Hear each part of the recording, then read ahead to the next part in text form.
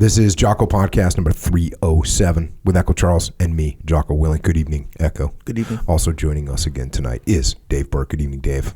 Good evening.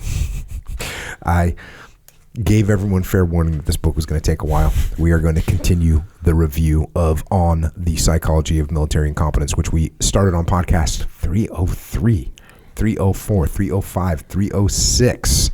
Now we're on 307. So if you haven't listened to those, go back and do so. If you listen to those, you probably realized that, which I realized I haven't pointed out yet. I hope it's obvious, even though the context of these books is military. It doesn't just apply to the military. It applies to everyone in every leadership situation, which is why we can learn so much from these insights. With that, let's get back to the book. Yes, sir. As they like to say, On the Psychology of Military Incompetence by Dr. Norman F. Dixon, also World War II vet, wounded in action, legit guy. Little bit too crazy on the psychology stuff sometimes, especially nowadays. Some of the psychology of Freud's been debunked. Freud was a cocaine addict. Freud was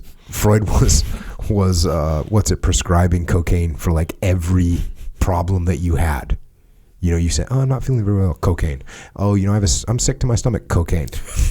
"I'm not getting along with my wife." Cocaine. This guy was doing cocaine and prescribing cocaine, and apparently he lied about a bunch of stuff too. He would say that he cured people that never got cured, or he would say that they were cured, but they were really just cocaine addicts. So there is some stuff, and I don't know. I never was a big psychology guy until we had Jordan Peterson on this podcast. That was kind of the first time I said, "Oh, I get it." That's where I realized these guys are brain mechanics that understand there's a problem. They look at it, they go, "Yep, we've seen this before. Yep, I know this pattern. Oh, you're scared of this thing, or you don't get along with these types of people, or whatever." They say, "Yep, we've seen that before. Here's how we can actually fix it." I, prior to that, thought psychology was, what's the right word? Kind of, gobbledygook. Is that the right word? Yeah. What did you just say? Woo-woo. Yeah, a little bit of woo-woo stuff, a little bit like, hey, how could these guys, what are they going to do? Whisper in your ear. I thought it was that kind of thing. I didn't realize that they had methodologies and that they made sense. What about hypnosis or whatever? I don't really understand hypnosis too much. I've never been hypnotized. I've never even been to one of those shows where people get hypnotized and they act like a monkey or whatever. Yeah. Have you been to one of those? Yeah. You believe it? I believe that hypnosis can work on some people. In fact, I think that's the jam. case. Yeah. But the show that I went to, I went to two of them that I remember, and I remember thinking, this hypnotist isn't that good, either not that good, or the subject or whatever was just sort of going along, not because they were in on some scam, but more they're just down for the cause. Down for the cause, exactly right. They didn't want to make everything look dumb and stuff, so they just did it. Have you ever seen anyone get hypnotized, Dave? No. Have you ever been hypnotized? No. Well, there's little tests they can do to you, that it's like, I saw that on Rogan. Yeah. I saw that recently. About rolling your eyes back or something like that. Yeah. Who was that guy? I don't know. I forget.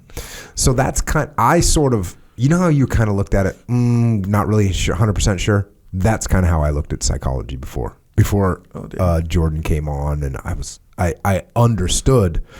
And what was weird was how he was explaining exposure therapy, which is exactly what's in Way of the Warrior Kid. And I said, "Oh, this stuff can make sense. Got it." Right. But of course, there's some weird stuff. There's still weird stuff in psychology, and they're doing weird stuff right now in the psychological world. The way they're coming out with all kinds of weird things. So, did you study psychology, or no. Did you take any psychology? I'm sure I took something. Actually, I'm not sure I did, but I don't remember. If I did, I don't remember it. Other than maybe whatever you learned in high school. Yeah. Maybe that's what made me think it was a woo-woo. Yeah. That's the term you used? Woo-woo, And what did I say? Gobbledygook. Some advanced So the term. Psychologists out there, I apologize. Yeah. It's not gobbledygook, and it's not woo-woo.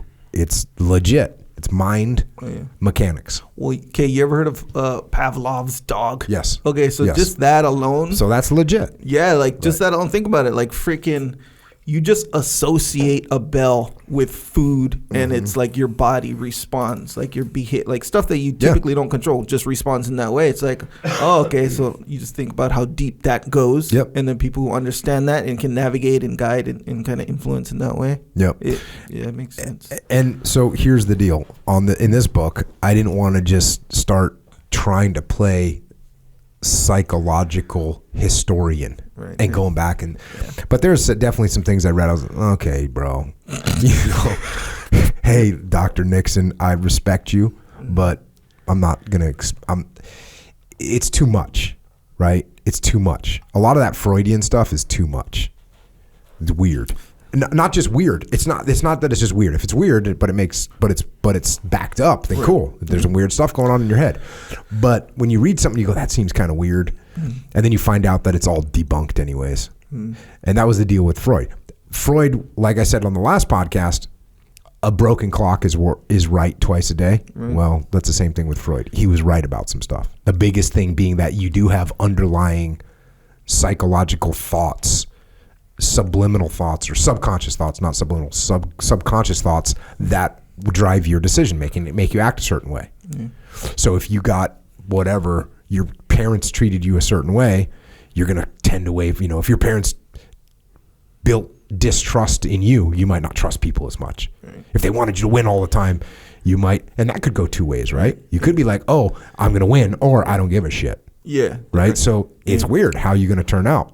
But you can't predict how the person's going to turn out, but you can say it has to do with the fact that every time little Johnny didn't win first place, his dad was beating him. He either grows up and is winning, or he just doesn't care anymore. He's not competing. Right, he's not even competing. But those are there's an underlying cause. Now, what Freud did was he brought it all down to like how you were potty trained, and just no, bro, it's not just that. So, that being said, there are underlying things, and this guy ends up profiling all these different people. So, here we go. We're going to get into this. This section is called Character and Honor. It opens up with a great quote. Why should a man be in love with his fetters, though of gold? So, you are chained, and you're in love with those chains, but you shouldn't be. Even if they're made of gold, you shouldn't be in love with them. And another one, moderation in war is imbecility. Interesting. Going to the book here. In the context of militarism, the forces of conscience and of character manifest themselves in various guises, in medieval notions of chivalry, in codes of honor such as the duel, and in the belief that officers must of necessity be gentlemen.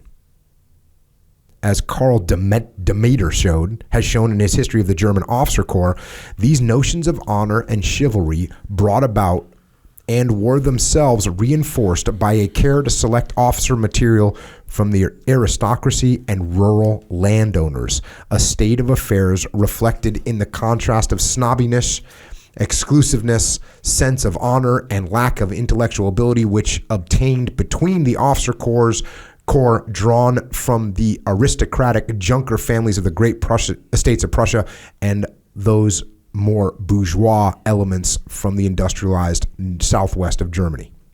So these old military officers came from rich folk.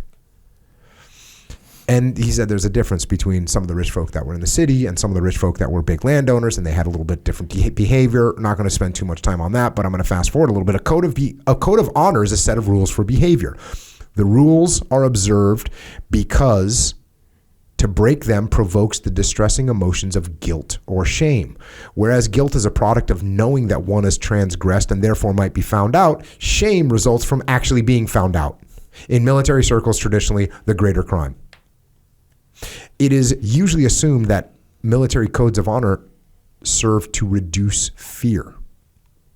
This may well be so. Their primary object, however, is to combat not so much fear as the sort of behavior to which fear might otherwise give rise. In other words, they are designed to ensure that threatening situations are met by fight rather than flight. They do this by making the social consequences of fight the social consequences of flight rather more unpleasant than the physical consequences of fight. That's freaking radical, right? Mm-hmm. Like I would rather, and you hear team guys say this all the time, I'd rather just freaking die than be a sissy. 100%. I've heard of that. And as a matter of fact, BTF Tony said that on this podcast. He was scared shitless of heights, and he's on some 80-story building in Hong Kong or Singapore or something, and he's got to rappel off of it, and he's totally thinking he's going to die. And he's like, well, I would rather die than be a sissy up here. So their rules work. Whereas the latter might lead to physical pain, mutilation, and death, the former eventuates with far greater certainty in personal guilt and public shame.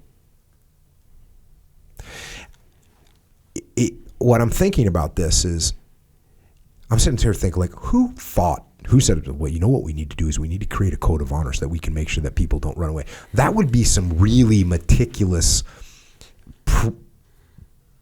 preemptive ideas. Mm-hmm.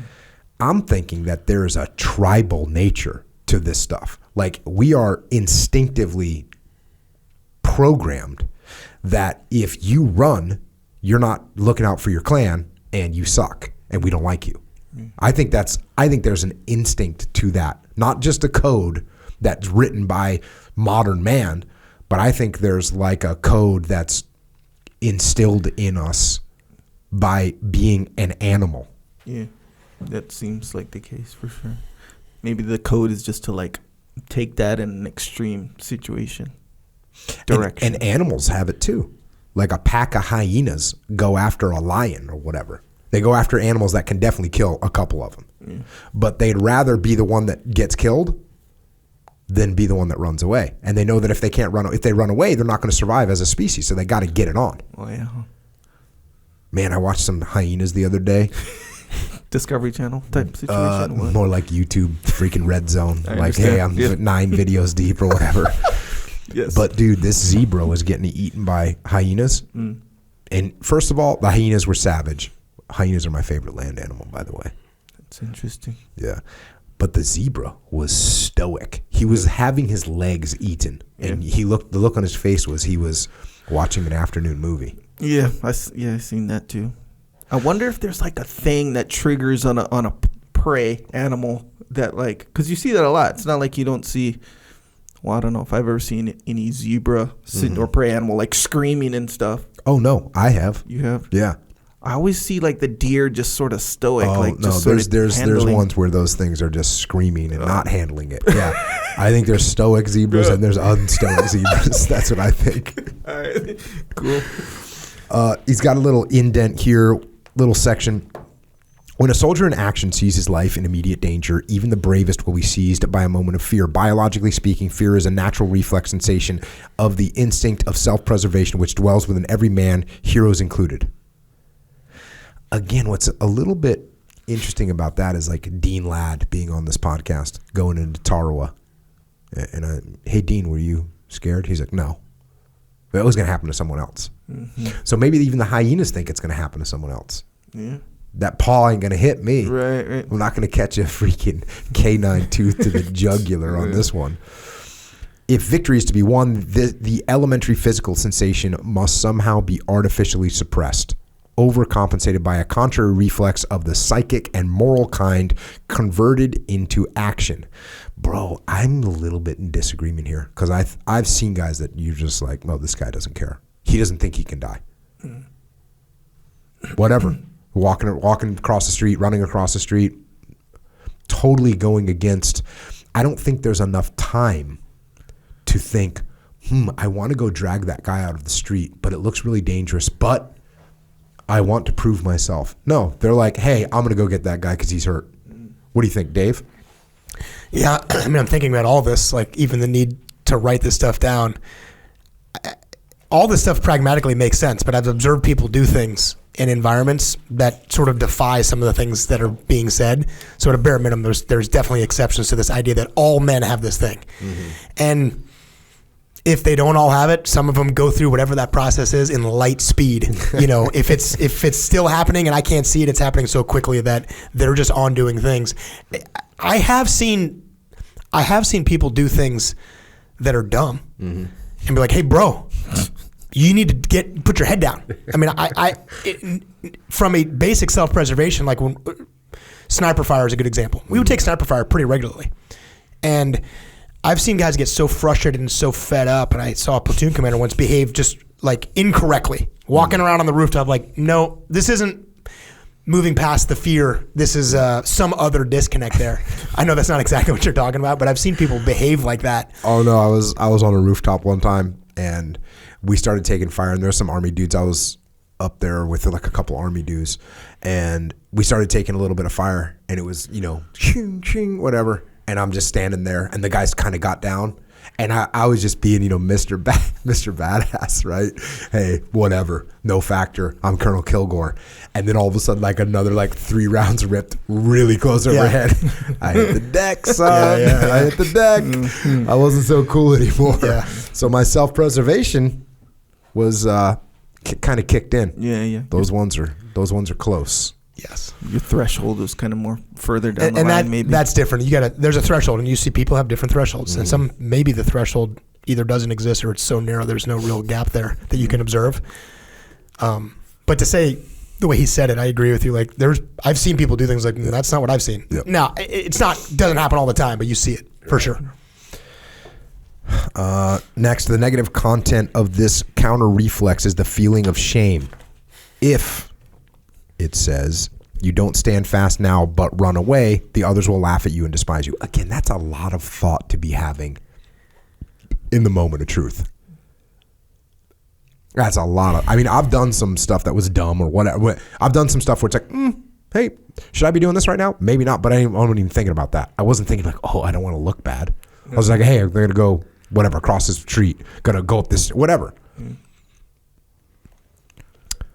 A soldier must therefore be provided unless nature has done. You know what's another good example is Mike Thornton. Mike Thornton's just hucking in grenade fights with people. He's shot. People are shot. There's people all around him. And I asked him when he was on the podcast, like, "Oh, were you thinking you might get shot?" And he's like, "No."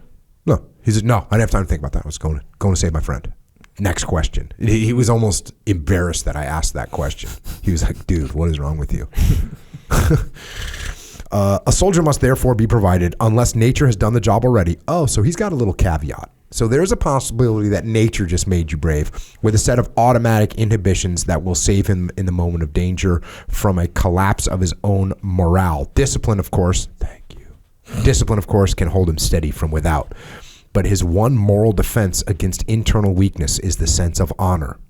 To arouse this sense in the ordinary soldier, cultivate it, and above all, inspire it by his own example is the officer's highest duty. And to fulfill that duty, he must himself have a sense of honor that is well developed, active, and finely tuned. Yeah. That's a lot of preconceived thought. Like the Marine Corps, back in what we coming up on the what anniversary of the Marine Corps? 1775 minus 20, 22, time. Yeah. A couple hundred and a half, whatever, 250 something years of, and in the Marine Corps said, you know what we need to do? We need to create a code of honor so that Marines, they won't run away. Like, I can't see that happening. No. And I'm just thinking of the basic fundamental training I've been through as an officer in the Marine Corps. And I don't remember any of that. I remember being given the code of conduct. And there is unquestionably from day one, you don't want to look bad in front of your peers. Right. I know that feeling of getting to like officer candidate school and the basic school and flight school and like, oh, I don't want to look bad. I understand that feeling. But there was a lot of words there to describe a situation that almost implies that you're going to have some sort of cognitive process to go, let me do a quick cost benefit here of running away to save my life, or, what my peers will think of me down the road if I do that. I can't connect with that. Right, like 3 months into the basic school, you're like, you know what? If anything happens, I'm not going to run. Yeah. Check. To the extent that a code of honor is reflexive in the sense used by Demeter, it is so inflexible, thereby leading on occasions to behavior that is so irrational as to border on the absurd. That makes sense. There are some times where people have done stuff that doesn't make sense. It doesn't make sense what they're doing. Like, it's heroic, but it doesn't make sense, and it's not even good. The following example illustrates the juxtaposition of bull and honor. The year was 1755. General Braddock set out with his 2 regiments, the 44th and the 48th, and 600 irregulars on a march to Fort Duquesne. About 9 miles from it, he was ambushed by Indians led by French officers. The result was disastrous. The men in their scarlet uniforms and white spatterdashes marching in columns were the sort of target ambush forces dream of. You can imagine this. Here comes the literal British redcoats. Here they come marching in columns, and they get ambushed by the French and the Indians. Helpless because they could not see their enemies, some of the British troops broke for cover and fired from behind trees. Okay, cool. This appalled Braddock and his officers. They considered skulking behind trees both undisciplined and unsoldierly, so they drove the Tommies back into columns, where, of course, they were butchered. The whole episode was glaring proof that neither leaders nor the system under which they operated were worthy of the troops they used. But that's like crazy, right? That's crazy. So unthinkable was it that there's another example. So unthinkable was it that Japanese soldiers would ever surrender to the enemy that they were not instructed as to how they should comport themselves as they did. As a consequence, Japanese POWs were a relatively fruitful source of information for Allied interrogators. I never thought about that, because I've always heard that when the Japanese got captured, they would like spill their guts, but I never thought about why. It's because they never got any training. They're just like, oh, you will just die. No one's going to surrender. Oh, actually, we're going to surrender. We're going to spill our guts. Fast forward a little bit, talking about this snob situation. Snobs. Such a good word. A snob is one who is impressed by and therefore tries to identify with those who are higher up in the socioeconomic scale while straining to disassociate himself from those lower down. By these lights, such everyday affections as name dropping and paying society magazines to publish photographs of oneself or one's nearest family are obvious examples of snobbishness. Name dropping. We know Echo's big on that one. Well, I get these, what are they called? Chain emails? No, not a chain email, like an automatic email. Yeah. Spam emails, right? It'll say, congratulations, Jocko Willink. You have been named as CEO of the year or as entrepreneur of the year or of entrepreneur of the decade. And we, congratulations. This is an incredible thing. And we would want to send you the full magazine that you will be published in, along with a plaque recognizing your incredible achievements as a business leader. And the cost is only $1,399. And so it's kind of funny, right? Yep. But then you got to remember, man, I've been to some people's offices where they got some plaques on the walls, and now I know where they come from.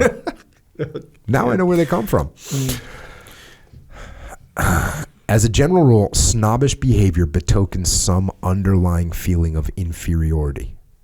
It is a common characteristic of the social climber, of the individual with low self-esteem, of the person who feels threatened or persecuted because of some real or imagined inadequacy. So when you deal with someone that's a snob, they actually are feeling inferior. That there is an underlying pathology to the condition seems fairly obvious for 2 reasons. Firstly, those who are emotionally secure are rarely snobbish. Isn't that a nice thing to know and understand? If you're emotionally secure, you're not going to be a snob. Secondly, the behavior is itself irrational, compulsive, and self-defeating. After all, even the most hardened snob must know that other people are adept at seeing through his affections. So you're going to act that way, you know people. Because I explain this all the time to clients. And at the muster, I usually have to spend some time on this. Everyone can see what you're thinking. Yeah. Your intent has a smell. It's so obvious. And you know it. and deep down, you know it. Sometimes it's shocking, though, because I don't think people do know it. I think I agree with that. No, I mean, I think that's what he's saying, right? Oh, isn't he deep down, saying yes. that, unless I'm hearing you incorrectly, he's saying that deep down, you know that behavior is observed by other people. And to me, that's pretty like, that's what makes the behavior crazy is the willingness to have that thought and go, no, I can get away with this. I can do this differently. I can see it in him, super obvious. Yeah. But when I do this, it's not going to come across as snobbish. Yeah. That's the part for me was like, that's crazy to think that you can pull it off. That is crazy. And I see that all the time.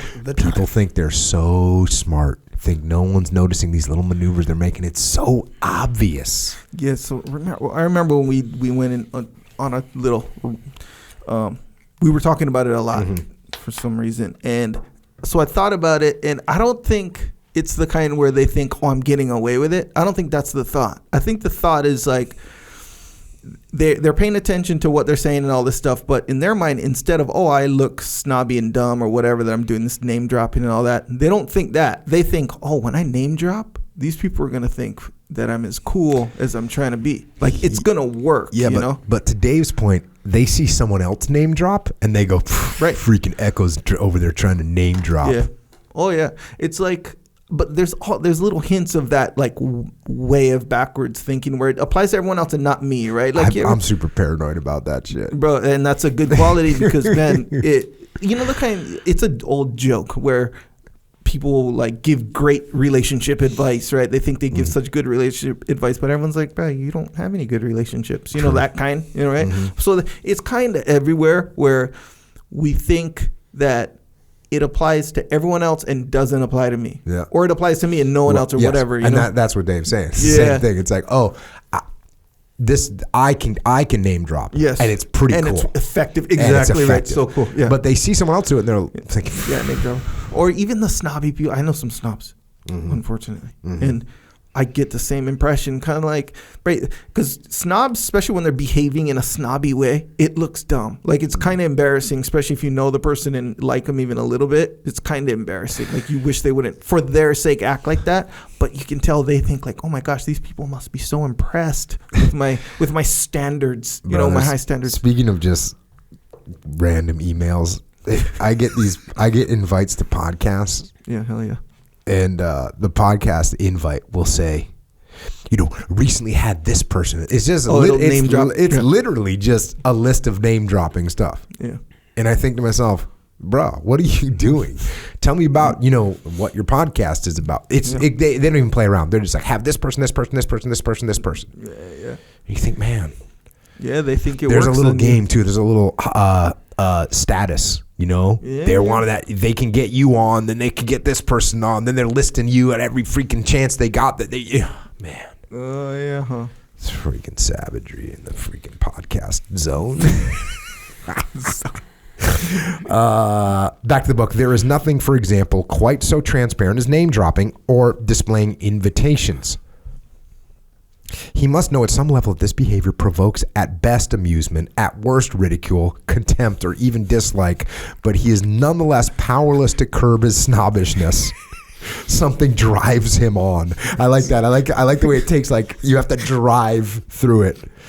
But why should the military be snobbish? Firstly, because traditionally, top levels of the military hierarchy were occupied by the rich and highly born. The notions of socioeconomic and military status became completely related. And then it goes on to say, officers are also stressed from within to know that they have wedded their lives to essentially destructive ends, that they shoulder great responsibilities, that they may be called upon to carry out tasks far beyond their capabilities, and that the price of failure is enormous, is quite sufficient to initiate feelings of uneasiness.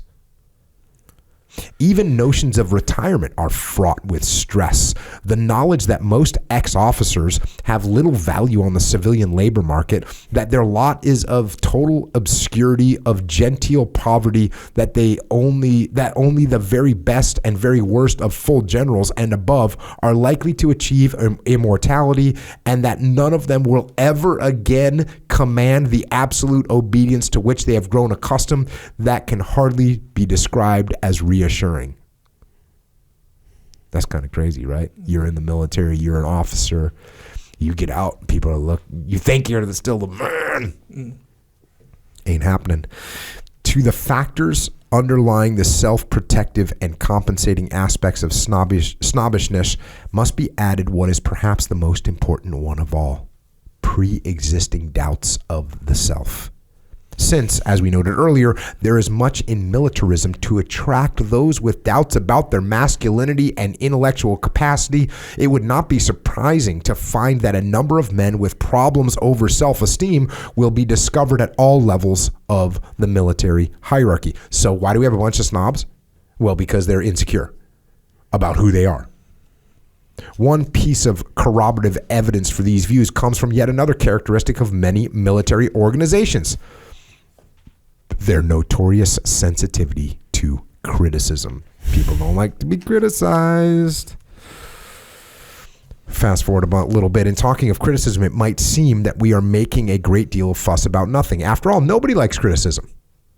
And as for complaints against military historians, it is only natural, indeed laudable, that some show loyalty to one's group. Because he had gone on to a little thing about how some military historians don't say anything bad about leaders from the military.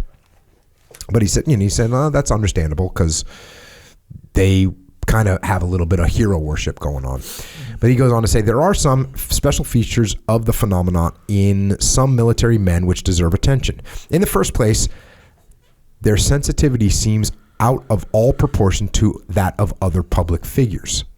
In terms of fame or notoriety, well-known generals or admirals are on the level with film stars, politicians, and even newsworthy academics. Hence, one would expect that they might come to accept the possibility of negative publicity as part of the game, a small price to pay for the perks which they otherwise enjoy. This they seem unable to do. In fact, there is a distinctly paranoid element in the way some senior commanders have reacted to even the faintest breath of criticism, to the vaguest and most tactful suspicion of a raised eyebrow or cleared throat, almost as if they were being held personally responsible for everything that might go wrong.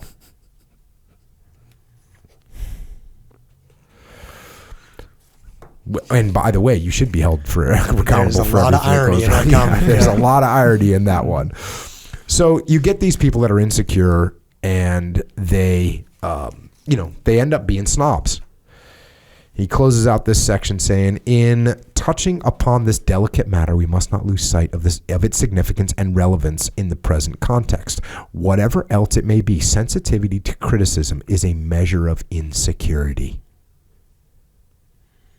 That's so important to remember. You look like so insecure when you get offended by criticism. It implies a weak ego, which in turn, by way of compensation, manifests itself in particular character traits, one of which is snobbishness. Whether this ego weakness is due to some early shock to self-esteem or fear of the breakthrough of unacceptable impulses or some combination of the two influences, the individual so afflicted develops certain defenses which help to minimize his painful feelings. This finds support in yet another feature of military organizations, their cult of anti-effeminacy. Going into our next chapter, anti-effeminacy. We don't want to be feminine. We want to be masculine. It says, there's a quote in here from General Chaffee. Let war cease altogether and a nation will become effeminate. We just need war. He goes here saying, when discussing the various anxieties which militarism serves to reduce, brief mention was made of the fears which some men entertain about their masculinity. Thus, it was pointed out that though primarily concerned with combating the dread of disorder and dissolution, certain sartorial aspects of bullshit might also help to reassure those with problems in this area. So what he's saying there is, look, you impose discipline because you're anti-feminist. Not anti-feminine. Yeah, not anti-feminist, anti-feminist, feminine. Yeah. Or effeminacy. And that some of these, wearing, imposing your will on people means you're not like feminine. Right. Like, are we getting into kind of the weird zone of this book? A little bit. He says, in putting together the jigsaw of military incompetence, therefore, we can now take up one piece which clearly has great relevance to the topic. The striking aversion towards effeminacy which characterizes some military organizations, and this despite the fact that the female is usually regarded as, quote, more deadly than the male. Okay, so I don't know, this was written in 1976. Obviously, this is a topic that might be addressed differently today, but what I did want to do, what I did look up is, I said, okay, what is a feminine characteristic and what is a masculine characteristic, generally speaking? Yeah. Now, okay, I'm just going to read them first. Masculine, this is coming from some website about psychology, right? Masculine, strong, controlled, focused, powerful, centered, purpose-driven, loves a challenge and competition, single task-oriented problem solver, wants freedom and release, makes big things small, forgets, needs admiration and appreciation, wants to be needed and respected. The masculine intimacy killer is being criticized, controlled, or shut out. So those are the masculine characteristics.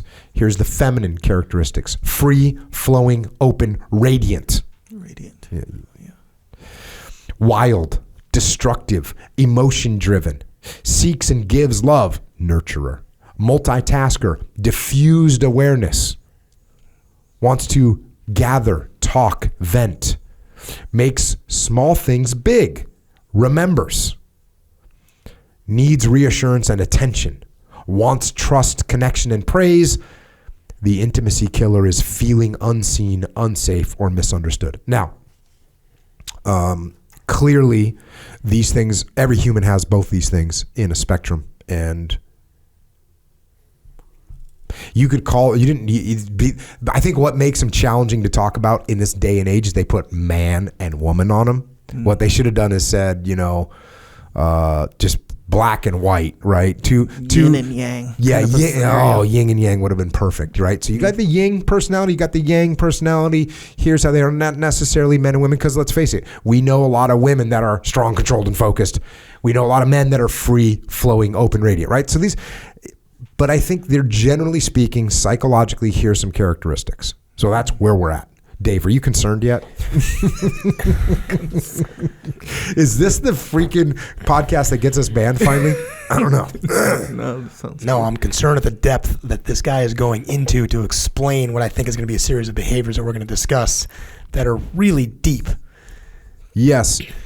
It's interesting because what he's saying is, and what he says is that the military can shut out these feminine characteristics, and that's not good. Good. Yeah. That's what he's about to say. Yeah.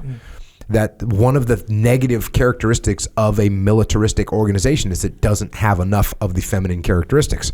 For instance, free and open mind, right? Those are bad. If you don't have those you're in a bad situation. So he goes on to say, evidence of this aversion is of necessity circumstantial. It embraces such phenomena. So here's some things that kind of show maybe this anti-effeminate role that you have in the military. One, the importance attached to such outward signs of sex role identification as hair length.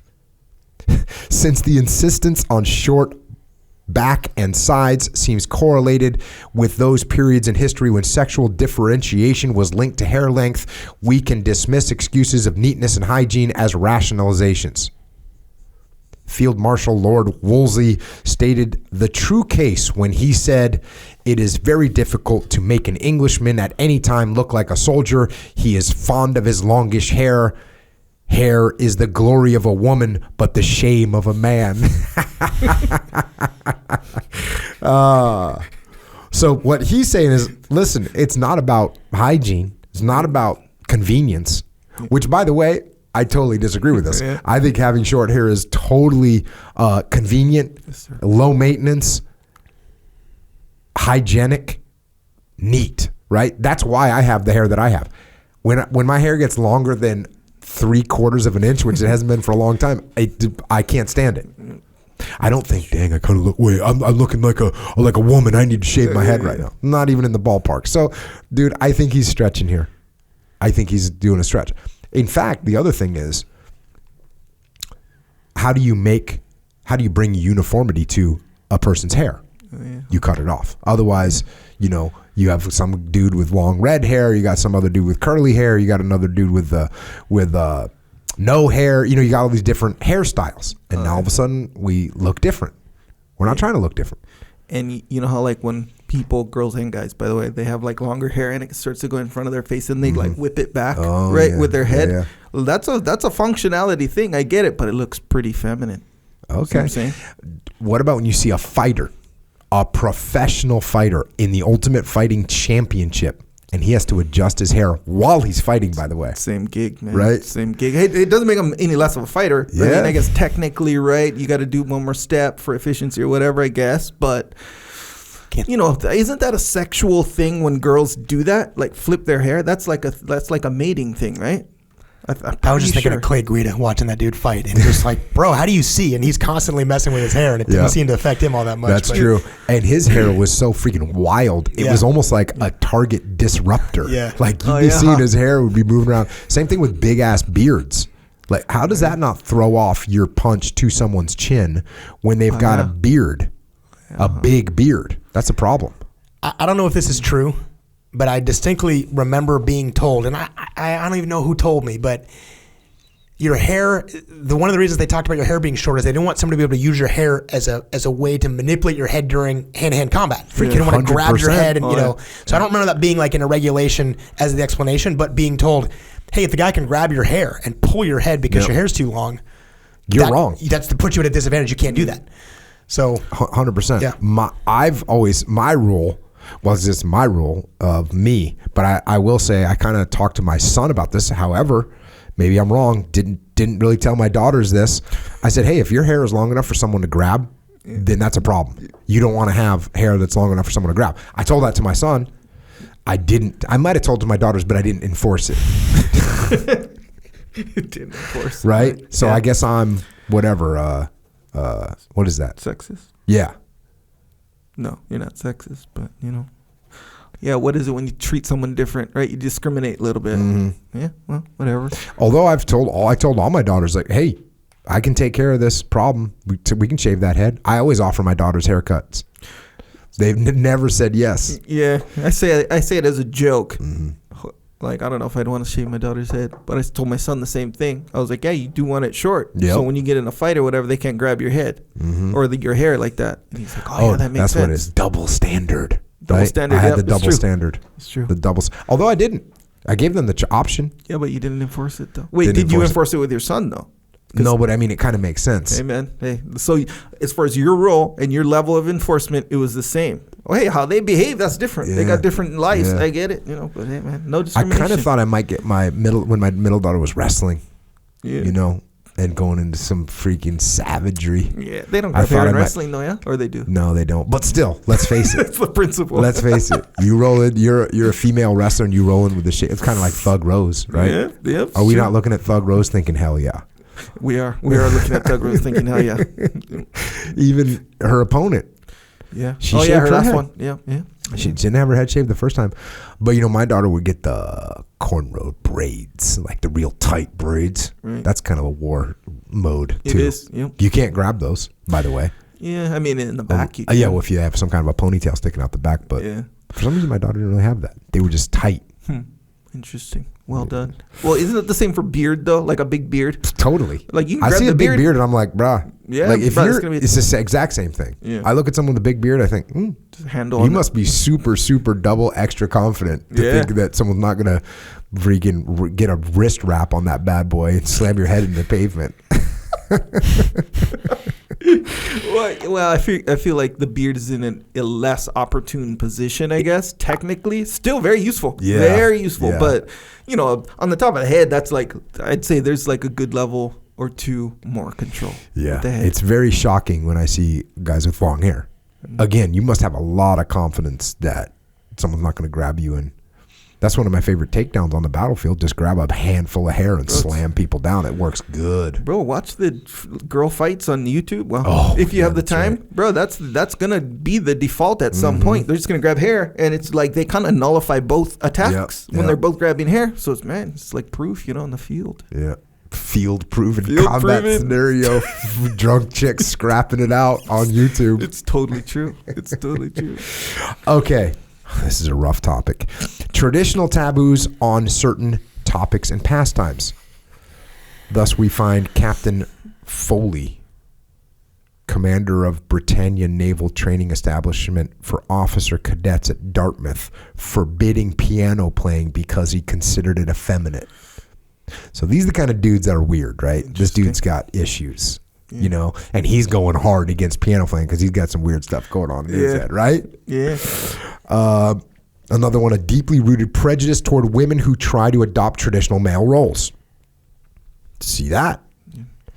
Finally, an equation between defensive behavior and effeminacy. So if you're on defense, that means you're being effeminate. The feeling that it is sissy to wear ear protectors or build head covers has undoubtedly caused much unnecessary destruction of the human body. It is not an unreasonable hypothesis to suggest that its most glaring and costly illustration occurred in connection with the issue of convoys. In the First World War, hundreds of thousands of tons of merchant shipping was lost through the Navy's refusal to adopt the convoy system. When Lloyd George eventually forced convoys upon an unwilling admiralty, losses fell significantly. So their idea was, hey, I'm in charge of my ship. I'm not gonna go with a pack. I'm not weak. Right. I'm not going in a convoy. That's weak. I'm a man, and I'm gonna take this thing solo. And they were losing ships all the time. Finally, someone said, hey, bro, you guys got to stick together. Yeah. The lesson was plain for all to see. But in the years between the wars, the same irrational dislike of mothering a flock of ships prevented the development of an efficient escort system. So the Brits started taking losses in World War II. Same freaking bad move. Then America entered the war, and unbelievably, in the face of overwhelming evidence, insisted on trying to defeat U-boats without the use of convoys. Same thing. This is World War II. We already know that you should stick together. Between December 1941 and the following March, American losses of merchant shipping grew to the staggering monthly total of 500,000 tons. Eventually, the price of aggressive masculinity embodied in the so-called patrol and hunting operations of isolated warships proved too costly, and convoys were instituted between Boston and Halifax. Losses on this route promptly dropped to zero. But south of Boston, ships still sailed independently until June. The number of ships sunk reached an all-time record of 700,000 tons in a single month. They still didn't do it. Yeah. It's considered weak. It's considered feminine. Yeah, okay. Hindsight 2020. I get it. But when you kind of think of the big picture, it makes more sense than it might appear at first. Because remember back in the day when seat belts weren't legal, or it was legal still to not wear your seatbelt, right? And then there's there was a little transition period where it's like, yeah, if you don't wear your seatbelt, it's kind of you're being, what are you, scared, kind of weak or whatever. Same thing with the kids and the helmets. Like, oh yeah, you're just riding in the cul-de-sac right now, Brad. The helmet, is that even necessary? Or you see the kids with the elbow pads, it's kind of like, okay, cool, you're safe, but come on, let's face it, that's kind of weak, But the truth is, bro, if you care about the safety, or whether it be efficiency, safety, not dying, all these things, bro, the helmet's gonna make a lot of sense. Right. After a while, you're gonna kind of realize that. Then it's like, okay, what's more cool now, living or not wearing that helmet? Yep. See what I'm saying? Yeah. That's a good one. So I see what you're saying. The state of mind is what I'm saying. So it took these guys a little while to get over the state of mind. Like, hey, we kind of look like a sissy. Yeah, exactly. Because of we're going in a convoy. Yeah, I don't need nobody holding my hand. Yeah, I got this. Yeah. Go ahead. Did any of your dudes not want to wear iPro? Remember iPro? Those clear. In what situations? In Ramadi. going out literally going out on a mission. Yeah, me. There you And go. I'll tell you why. It had nothing to do with if depending on how much movement was taking place. Sweaty, they'd fog up. Just Yep, get yep. sweaty and fog. Totally. I sweat a lot, Yep. and they wouldn't be functional for me. That is a a legitimate that's reason. a legitimate reason to do it. Plus, do I look like a sissy? Yeah, No, exactly. just kidding. No, that if you could wear iPro, you should. If you can, you should. Yeah, and I only ask that because I remember that being a long conversation with folks, not just on my team, but all the people we're with about not wearing iPro out on missions. Not the fogging and the sweating notwithstanding, which I fully understandable, and there's different ones to do it, and dudes didn't want to do it because they didn't like the way it looked. Really? Well, all you had to do is authorize them to wear freaking sunglasses, and then all of a sudden you can't get them to take No them factor. off. Yeah. It's weird though because I always wear sunglasses. Always wear sunglasses, but I never wore sunglasses in the field. Yeah. Ever. And I don't know. They seem like just in the way. Plus, they would fog up. They would get sweaty. Yeah. Is there anything in, I guess in the battlefield, it might be more black and white, but like in training or something like that, where it's like maybe something optional or something that people don't want to wear or do that's for safety reasons, but it's like, it's not cool, or it's like All sissy kinds or whatever. of things. Like Yeah. what? Like what? There's a ton of things. In aviation, gloves are always a big one. Gloves, yeah. Dudes didn't want to wear gloves. And then they'd always show like these videos of like post-ejection trauma to your hands or fingers getting literally, they'd call it getting degloved. Oh, yeah. When your skin would come off your hand and leave the bone behind. That had pictures of guys exiting the cockpit on ejections and stuff or getting burned and things like that. But flight gloves would stop you from getting degloved? Yes. So if you had like a ring or you're climbing up or something like that and you didn't have something covering that could get caught. There's a famous picture. Any aviator listening to this will know exactly what I'm talking about. There's a famous picture in like the Gazette or whatever, a magazine of a dude's hand on the table like this, who's wearing his wedding ring, and his hand's there. This whole thing is gone. All that's there is the remaining piece of bone left on his hand. You know, trying to get people to wear gloves. People didn't want to wear gloves. Did you wear a wedding ring Yes. under your gloves? Yes. Did you always wear gloves? Yes, I was a glove wearer. And then why would you not want to wear gloves? The complaint was like, oh, it's the tactile. Like I want to press the buttons and turn the knobs, and it's harder to feel. And like, Can you cut the fingertips out? Yes. Did you do that? No. Just full on. I just wore gloves. Now, what would eventually happen is like you'd wear through them, and sometimes the fingers would. Actually, you probably even see them in the videos. I'm like moving my things up and down, and the gloves are kind of frayed and whatnot. But it was just to your point. It was a conversation that I always found odd. To be quite honest, the reason I wore gloves is like the first day of flight school, the guy was like, "You will wear your gloves." I'm like, "Okay, roger that." I know, I'm not here And to you just like. got used to it. I'm not here to like tell you I don't like the way it feels. I didn't even think about it. I put my gloves on and strapped them on, and that was the end of that. I never found my own style. Like having like I don't like this. Yeah. Wasn't in my. I didn't care or think about those things. And you got used to it.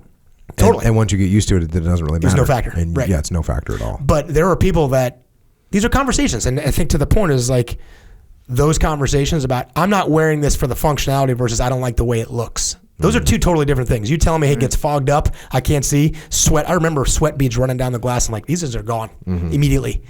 Versus as I look in the mirror, I'm all kitted up, about to go. I don't like the way I look. Yeah. I'm not having those conversations in my mind about how I look when I'm doing this. Yeah, well, the fact of knowing you can get your freaking shrapnel in your eyes, little chunks of brass in your eyes, little chunks of crap in your eyes, like that sucks. Especially Dave Burke, who has 100% plan of going back to flying an airplane when this whole ground situation is over. You were wearing like I'm a full preserving my face eyes, shield. dude. Eyes are number one protected. So he goes on to this section here where he starts using this term butch. And it's not, it's just basically saying like, I guess we'd say like hyper manly, like a manly man. He uses this term butch. He says, by selecting and promoting on the basis of such butch criteria as size, strength, physical courage, and prowess at games, the armed forces tend to ignore other attributes which really may be of even greater importance to a senior commander: intelligence, high educational level, resistance to breakdown under stress, and substantial reserves of moral courage. Well, clearly, this goes down, where we're just picking kind of the toughest dude to be in charge instead of the smartest dude. Not that the smartest dude is necessarily the right one either, because we see smart people that are really dumb. There is, of course, a counter-argument, namely that generals should be heroic leaders, which would necessitate them having at least some of the aforementioned butch traits. Sheer physical size, the possession of decorations for bravery, and a fine rugger record would, according to this argument, confer invaluable leadership qualities upon top military commanders. Unhappily, this theory does not stand up. And by rugger, he means a rugby player. Being good at rugger in no way ensures the best qualities of military leadership. So-called masculine attributes count for very little in comparison with personality and knowing one's job. The most cursory glance at military history suggests that many of the really great military and naval commanders, Napoleon, Nelson, Wolfe, for instance, were men of brain and character, not of huge bodies with dazzling records in the field of sport. Of generalship, Montgomery says, the science and art of command involves an intimate knowledge of human nature. A commander must think 2 stages ahead. He speaks glowingly of the physically frail Wolfe and Nelson, describing the latter as a brilliant seaman and most original, intelligent, and courageous fighter. In the same vein, he comments on the flexibility and brilliant intellect of Napoleon. But nowhere does the field marshal talk about the advantages of fine physique, hairy masculinity, and a reputation for long-distance running, polo, or boxing. So, these manly traits, butch traits, according to this book, might not be the most important thing. In fact, he's indicating that they are not the most important thing. We are concerned to relate and explain 2 indisputable phenomenon. So-called peaceful generals who in times of stress reveal themselves as passive, dependent, and indecisive, and the anti-effeminacy ethos of some military organizations. To handle these facts, the following points were made. Some men, for reasons rooted in early family situation, have serious doubts about their sexual adequacy and or physical strength and size. Such men may deal with their feelings of inferiority by adopting a compensatory style of life in which they strive for reassurance in some suitably symbolic role. The prevailing ethos of many military organizations provides this reassurance. Hence, a percentage of men will seek acceptance by the armed forces simply because such acceptance is a warranty of their masculinity. Once in, their continuing and underlying fear of effeminacy produces that well-known pattern of behavior which we have termed butch. But this behavior is itself highly valued in the armed forces. Hence, the individual not only profits by, but also contributes to the anti-effeminacy of his parent organization. It is in his interest to do so. And last, the significance of all this for military incompetence is that butch characteristics are not perhaps the most important criteria for top-level leadership. So he's talking about, and when I was thinking about this, you definitely see some people like this where you can see that they're in the military to try and maybe compensate for some fears in their own head. And I think it's real obvious, just like we talked the obviousness of someone that's a snob, someone that's a name dropper. Because let's face it, there's some guys in the military that are 100% badass military dudes, and like that's just how they are. This idea that you get some people that are countering their innate feminine traits by just trying to act super tough. You see some of those guys. I don't think it's very widespread. You certainly see some of them, but it's not that common. When you see it, it's very obvious that that's what you're dealing with. They're usually over the top with their behavior. But then I think the most important thing that he's saying is that in the military, sometimes that you start to focus on that, and we don't want someone that's gonna raise their hand and have an open mind to stuff, or gonna. I mean, think about some of these feminist traits that are good. Multitasker, right? Wants to talk, communicate, remembers things. free, flowing, and open, right? Emotion driven. We talk all the time about the fact that we don't want people to make emotional decisions, but you don't want someone that doesn't have any emotion, because that's how you end up with a commander that's just sending people to their death. So that's why we wrote the dichotomy of leadership. All these masculine and feminine traits, you need them both. And you need to have balance. You need to have balance in the individuals, and then you need to have balance in a unit. You're going to need some people in your platoon that just are killers. But if you have a whole platoon filled with killers, that's going to be a problem. And you need to have some people in your platoon that are very empathetic. But if you have a whole platoon of apathetic people, you're not going to be able to get any missions done. So you need a balance of these feminine, and masculine traits. You need to have the proper balance of yin and yang. Yes, sir. So where does toxic masculinity fit into all that? Or is this just talking about toxic masculinity, but since it was written back in, before the term was... Before the term. Toxic masculinity, I wrote an article about this one time. Toxic masculinity is when you take any of the considered traditional masculine traits and you take them to an extreme. Yeah. And then you end up with someone that's, quote, toxic masculine. So here's the thing. When I wrote that article, I wrote about, because they were saying, being competitive is a toxic masculine trait. No, it's not. It's a good trait to have. Right. Being strong, that's a masculine trait. Is it toxic? No. What's another one? Being purpose-driven. That's a masculine trait, according to this list. Is that a bad thing? If you take it to an extreme where you got someone they just want to win and then smash people, that's bad. If you want someone that wants to be just so strong and powerful that they'll just step on other people, that's bad. So if you take any of these things to an extreme, they're a problem. And what I ended up saying in that article, these are good characteristics for a person to have, including my 3 daughters. I want my daughters to be assertive. I want them to be strong. I want them to be competitive. What you don't want your daughters to be like that? No, of course. You want your sons to be like that too. Do you want any of your kids to go too far in those directions? No, absolutely not. So the toxic masculinity, I think, is when you start taking any of these characteristics to the extreme, it becomes a problem. Does that answer your question? Yeah, I'm wondering just if this is essentially like what he's talking about before it was actually like a phrase. Yeah, and I think if you get an organization where they've gone too far in one direction, it's a problem. Yeah. Now, all of a sudden, we got just people that are just following orders, just ultra obedient, because that's what the masculine thing is. We just want to we want to obey and be part of the team. Okay, cool. Yeah. Not good. Not good. Chapter 20, Leaders of Men. How can the ability to lead depend on the ability to follow? You might as well say that the ability to float depends on the ability to sink. That's an interesting quote, which I don't agree with. The ability to lead, you don't necessarily... No, sorry. In order to follow, you don't necessarily... doesn't mean necessarily you're going to be a good leader, but if you're going to be a good leader, you better know how to follow as well. Mm. So that quote right there, which is from the Peter Principle, don't agree with it.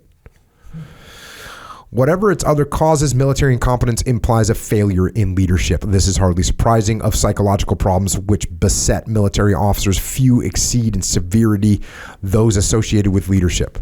In this respect, they are required to fulfill incompatible roles. They are expected to show initiative, yet remain hemmed in by regulations. They must be aggressive, yet never insubordinate. They must be assiduous in caring for their men, yet maintain an enormous social distance. They must know everything about everything, yet never appear intellectual.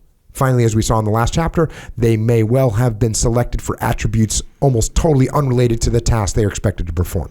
So that's an entire list of dichotomies of leadership. Right? Discussions of leadership is so often overloaded with vague but emotive ideas that one is hard to nail the concept down. So now he's trying to come up with a definition for leadership. To cut through the panoply of such quasi-moral and unexceptionable associations as patriotism, play up and play the game, never asking your men to do something you wouldn't do for yourself, not giving up, The square jaw, frank eyes, of steadfast gaze. These are all like these sort of leadership things. If you'll be a man recipe. So he's given all these kind of traditional quotes about leadership, and then he gives his. The simple truth that leadership is no more than exercising such an influence upon others that they tend to act in concert towards achieving a goal which they might not have achieved so readily had they been left to their own devices. Fair enough. Is that an epic definition of leadership? Not really. But it's a decent one. The ingredients which bring about this favorable state of affairs are many and varied. At the most superficial level, they are believed to include such factors as voice, stature and appearance, impression of omniscience, trustworthiness, sincerity, and bravery. At a deeper and rather more important level, leadership depends on a proper understanding of the needs and opinions of those one hopes to lead and the context in which leadership occurs. So that's a great definition. Well, not so much a definition, but it's a great point. Hey, your voice, your stature, your trustworthiness, your sincerity, your bravery, those things are all important. But guess what's even more important? Understanding the needs and opinions of the people you're leading.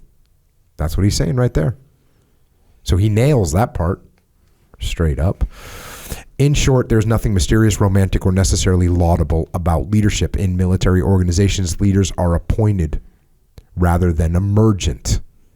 That is to say, the needs of the individual soldier play almost no role in deciding the sort of leader he gets. Secondly, the military leader possesses constitutional power of a magnitude which surpasses that of leaders in most other human groups. If he cannot pull his followers by force of character, he can at least push them by force of law. I don't really buy into that too much. That's like, because in the civilian world, you don't want to do what I'm telling you? Cool, I'm going to fire you. Which you can do. Just like in the military, you can say, shut up and do what I told you to do because I have the backing of the Constitution behind me. Neither one of those are good leadership, and they won't pan out for very long.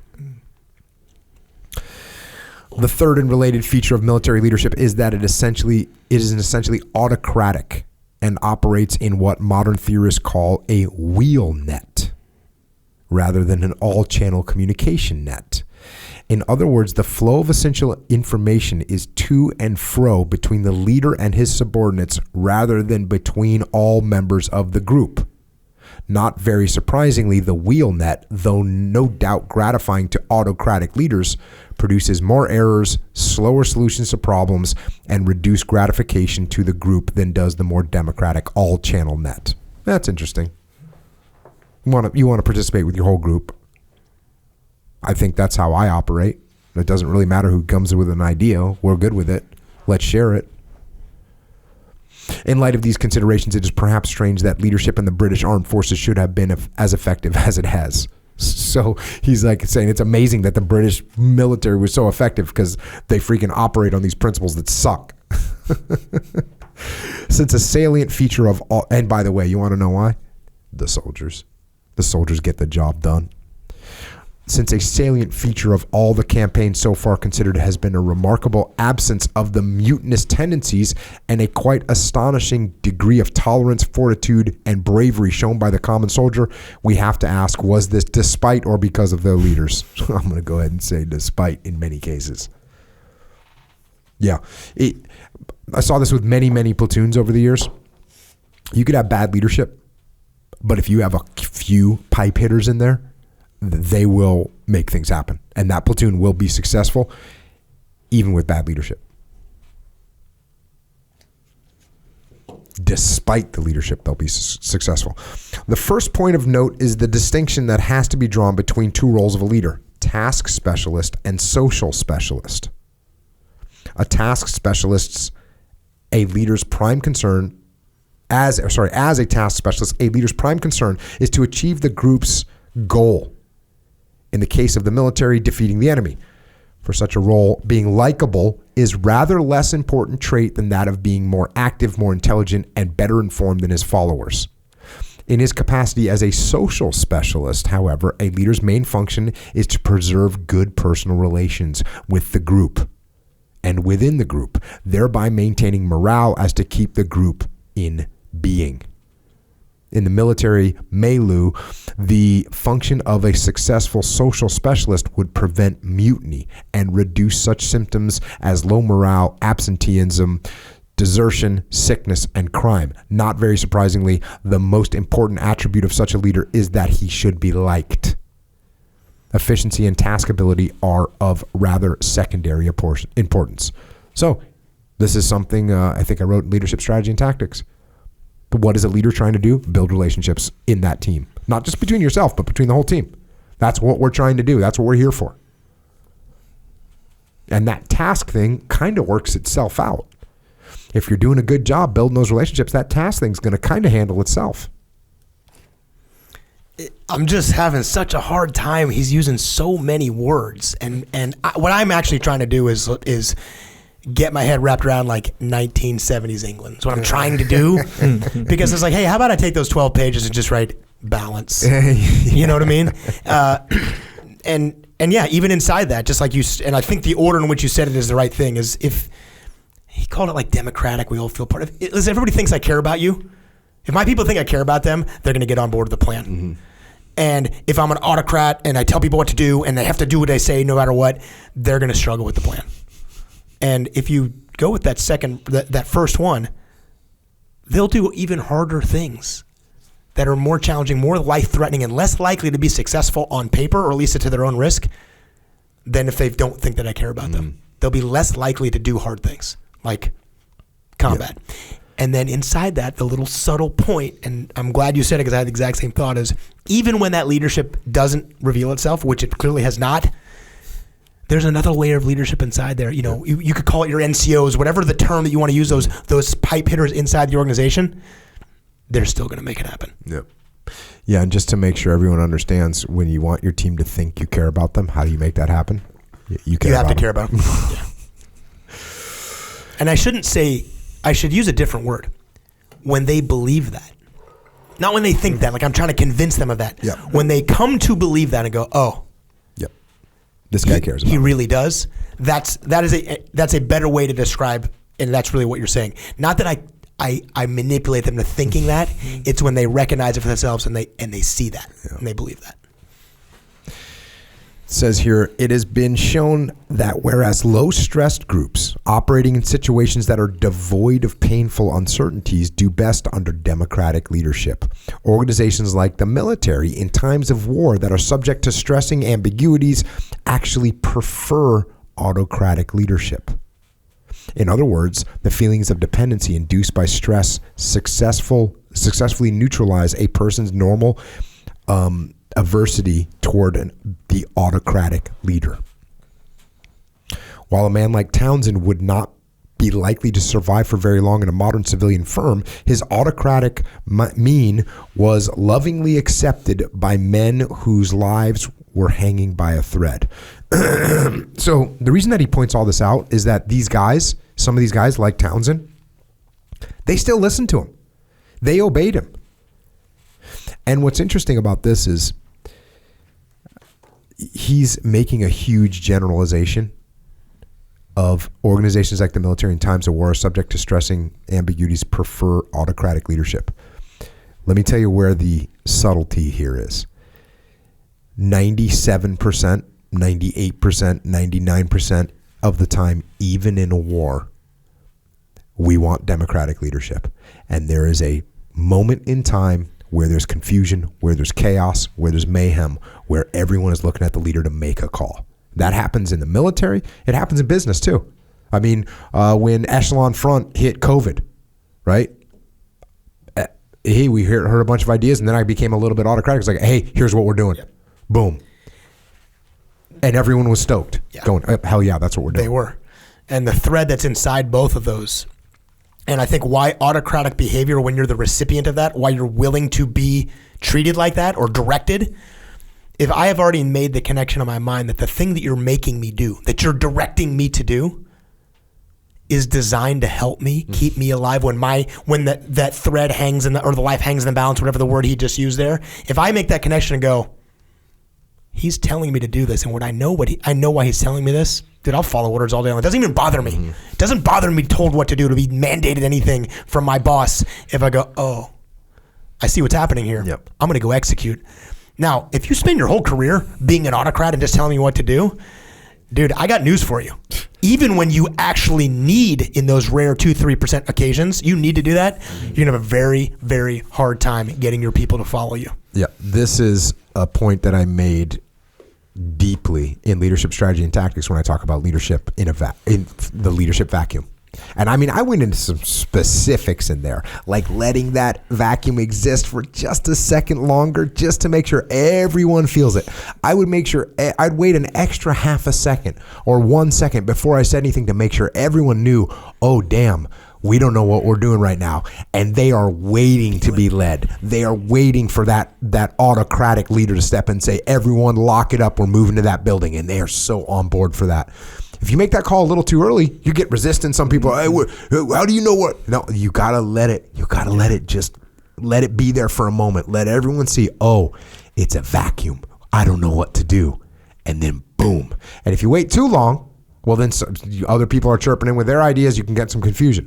So you got to time that very well. But it's unfortunate that he says he kind of blankets the whole thing, because it's not true. It's not a blanket statement.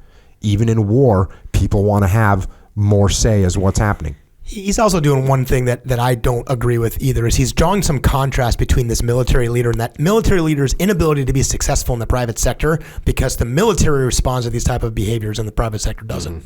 Mm-hmm. Well, when he's talking about that, he's talking about the fact that if you have an authoritarian leader in the civilian, it's going to be less successful. Here's a point that I made the other day, which you actually, no, I agree with you. You're right. That doesn't make sense. Here's why, and he doesn't point this out in this book. I pointed this out the other day. In the military, bad leaders can get promoted easier than bad leaders can get promoted in the civilian sector. Why is that? Because in the military, you're going to be in charge. How long were you in charge of your squadron for? 2 years. And that's what a military leader gets. Yep. So you get 2 years. And by the time the enlisted guys figure out this guy's a jackass, it takes them 6 months to confirm that. And then it's like, okay, well, now we're starting our workup. We can actually do anything. Oh, hey, he'll be gone. Forget about it. And that guy, Dave Burke, gets promoted because he did his job. He did it correctly. No one said anything. Boom. Whereas the civilian world, like, you're in charge of that whatever division for years. Yeah. And everybody knows it. That's another thing. Military, you did one command deployment here in Virginia, then you're going to San Diego, then you're going to Bahrain, then you're just traveling around, and you can get away with it. So that's one of the reasons I think why the military can produce some bad leaders. Yes. And they can get promoted. Yeah. As long as that comment you made is understood, that this success in the private sector comparison to the success in the military sector, your point is the bad leaders might stick around. They're not good leaders by virtue of the military environment. They're bad leaders that are sticking around because the military has a mechanism that sort of allows for it. But I don't like the thought that there's a distinction that good military leadership is different from other types of leadership. Oh, yeah. That's 100% accurate. Yeah. Fast forward a little bit. But even given the right circumstances, an autocratic mean is no bar to being liked. We still need some more positive reasons for this extraordinary popularity of otherwise incompetent commanders. So he talks about the fact that, like, why did these guys like Townsend, who got a bunch of his men killed, why did they still like him? Why did they still follow him? One of the reasons he talks about is successful leadership tended to occur if followers had been indulged by their leaders. That makes sense, right? Oh, if you had actually taken care of your guys, they would be more likely to follow you. Well, that makes sense. That actually makes sense. That's a good reason. A situation in which the motivational as opposed to the intellectual aspects of leadership may lead to military disaster is where obedience, evoked by hero worship, blunts reason and moral sensitivity to such an extent that the group may embark on a behavior which is little short of suicidal. Again, he's trying to figure out why in some situations do people that are idiots still get followed. There is, however, one further aspect of these more nebulous qualities of leadership which is played a not inconsiderable part in the story of military incompetence. It concerns the position which an individual occupies on two related continua, those of boldness to caution and impulsiveness to indecision. Over the years of military incompetence has resulted more from a dearth of boldness than from a lack of caution, and more from a pall of indecision than an excess of impulsivity. So he's saying that most of the problems that occur don't occur because action is taken to impulsive action. They actually happen for the other reason. Don't want to do anything. That's why the term default aggressive exists. Because if you don't do anything, chances are it's going to be bad. Your default mode should be to make something happen. Real quick, not to interrupt. So autocratic, what exactly is that? It's close to authoritarian, but it's weird. He uses the term autocratic. It's like, hey, I'm in charge. I'm in control. It's one person in control, charge and in control. But he differentiates between autocratic, meaning like, listen, hey, I'm the guy in charge. I'm going to tell us where to go. And authoritarian, which is very strong-handed form of autocratic rule. Gotcha. Okay. He doesn't necessarily, he gives autocratic a little bit of negativity, but he's also like, hey, you're in a platoon. That's the platoon commander. It's autocratic. What he says, we're going to do. Yeah. That is the reality of the situation. Yeah. The better reality is a democratic. 97% of the time, 3% of the time, autocratic. 3% of the time, hey, I'm in charge. This is what we're going to make happen right now. We got to make this happen now. Boom. Yeah, isn't it like, because kind of you think, I remember, okay, you know how you have entrepreneurs and then you have like employee types, right? Yes. And then you like certain personalities go along with each one, For like sure. way better, right? For sure. Because some people, let's face it, like they just tell me where to be, what time, and tell me what to do, man. Oh, and they'll go hard and they'll go and they'll do it and they'll get the job done super good, you know, within their within their job description scope, you know. And then some people, they go crazy with that kind of stuff, and then they just rather like think and go out, color outside the lines and all this stuff, you know. So it's like, so the autocratic is kind of maybe for people who are like that, right? But here's the thing. Everyone has a spectrum, right? And there's going to be times where if you're working for me, Echo, there's going to be times you're like, dude, why is this guy bossing me around? Right. And there'd be other times where you'd be waiting for me to tell you what to do. Even you, as one human, can have, you can transit across that spectrum. And what I'm saying is when there's a lot of pressure on and there's mayhem going on, most people are going to want somebody to tell them what to do. Yeah. I shouldn't say most. Many people are going to say, dude, you need to tell me what to do right now because there's bad stuff going on. Remember in that scene in Saving Private Ryan right at the beginning, right? That crazy part? Yep. And then he kind of loses his hearing or something like that. Then someone's like, he just kind of like snaps to, and this guy's in front of the stage saying, what do we do now, sir? That's a classic example. Yeah, it's kind of like that. Huh? That's a classic example of, hey, those guys are looking to be led at that moment. And it took a lot to get them to that point, but there they are. Yes, sir. So that's a good one. One of the obvious explanations for the failure of motivational aspects of leadership is, in all these instances, related to the advanced age of the individuals concerned. Old men are more cautious than young men and less able to make quick decisions than those whose arteries have not begun to harden. I've cut out a lot of the joke. This guy's a funny guy, I will say. There are other more fundamental and pervasive reasons for these failures in leadership, which can be ascribed to the general psychopathology of military organizations. Their common denominator is anxiety. It is a feature of armed services that the penalty for error is very much more substantial than the reward for success. That is so important to remember for your organization. The penalty for error is way harder than the reward you get when you do something good. That's absolutely true in the military. So what kind of people do you end up with? Right?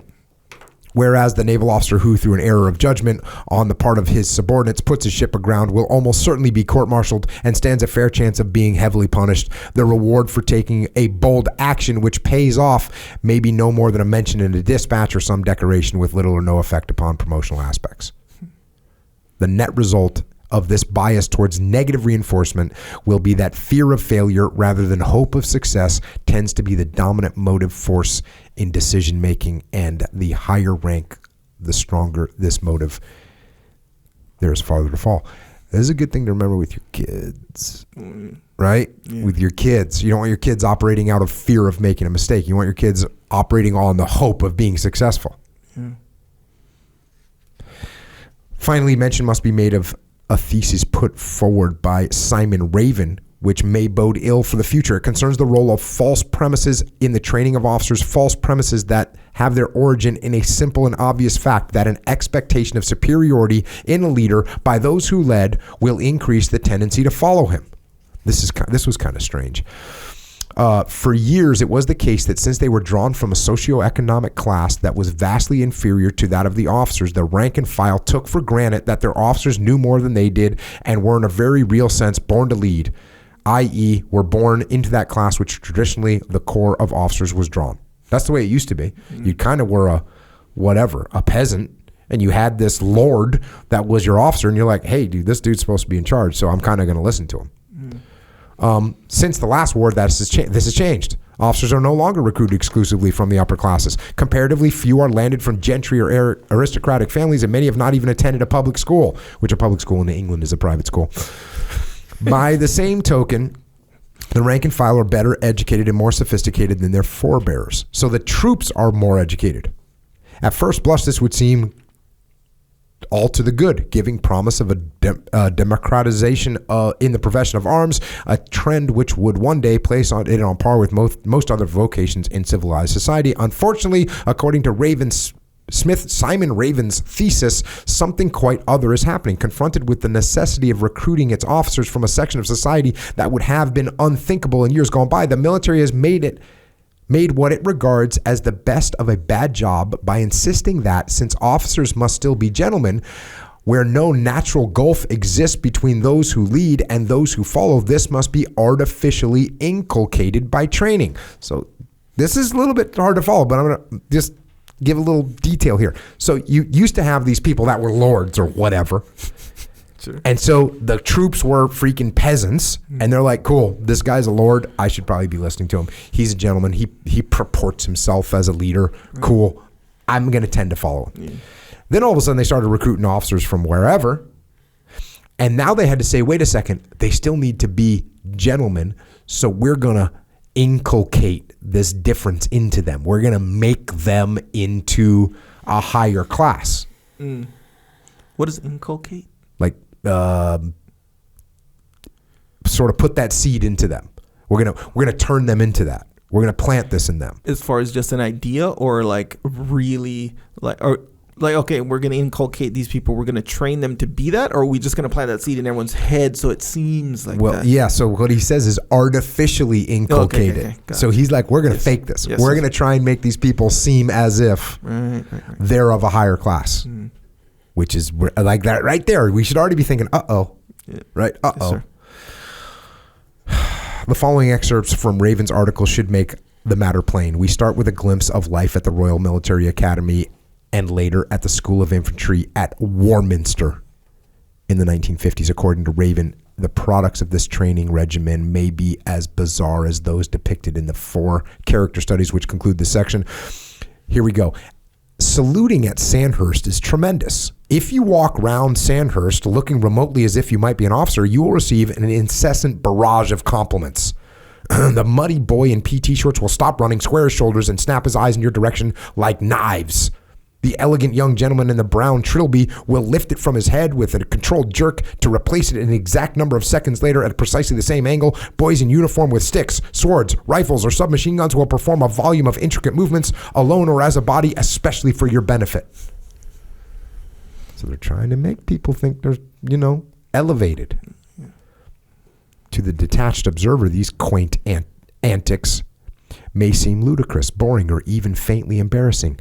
However, there will be others so emotionally incapable of distinguishing between compliments paid to the abstractions of rank and commission and those paid to themselves as people that they will actually enjoy these gesticulations. Ooh, this is where the trouble starts, homie. This is when you are going to, you're going to OCS or wherever, and you're getting trained, and you start thinking, you're damn right, you're saluting me. Mm-hmm. You are saluting me. But such enjoyment of these mandatory conventions based upon a highly motivated, if understandable, misinterpretation of their meaning may, like the effects of even the most transparent flattery, provoke wholly unrealistic feelings of self-importance. Oh. And you know what's kind of weird? It is kind of weird. In the military, one of the big distinctions is officers get called sir. Mm-hmm. Right? Yes, so think sir. about that. Yeah. You're an officer, you get called sir. It doesn't matter if you're 21 years old and you just graduated from OCS or you just graduated from the academy. You're getting called sir. Yeah.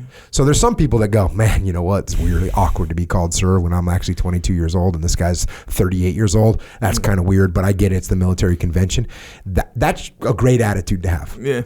And you know what? There is a level of respect, even when a seasoned non-commissioned officer, a platoon chief, calls a young officer sir, and he does it in a respectful way. And there's a known, it doesn't need to be said.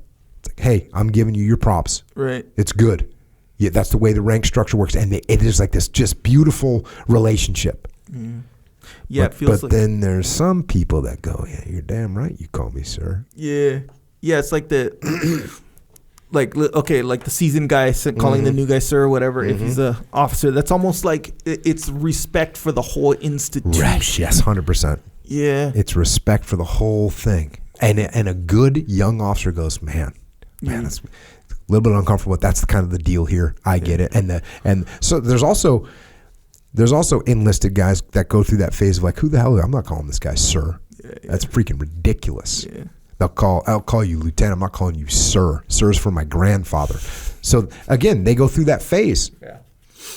Young enlisted guys will go through that phase of like, hey, I'm not calling this guy sir. Other significant features of the Sandhurst milieu, according to Raven, are the perfect system wherein cadets of higher rank are required to discipline and report upon those of lower status. The mind-blunting drill square upon which three apparent essentials for a career of violence, unthinking obedience, an exquisite capacity for keeping in step, and a proper concern for the minutiae of dress are instilled for hour upon hour until fatigue and sweat hang over the massed cadets like brimstone over Sodom.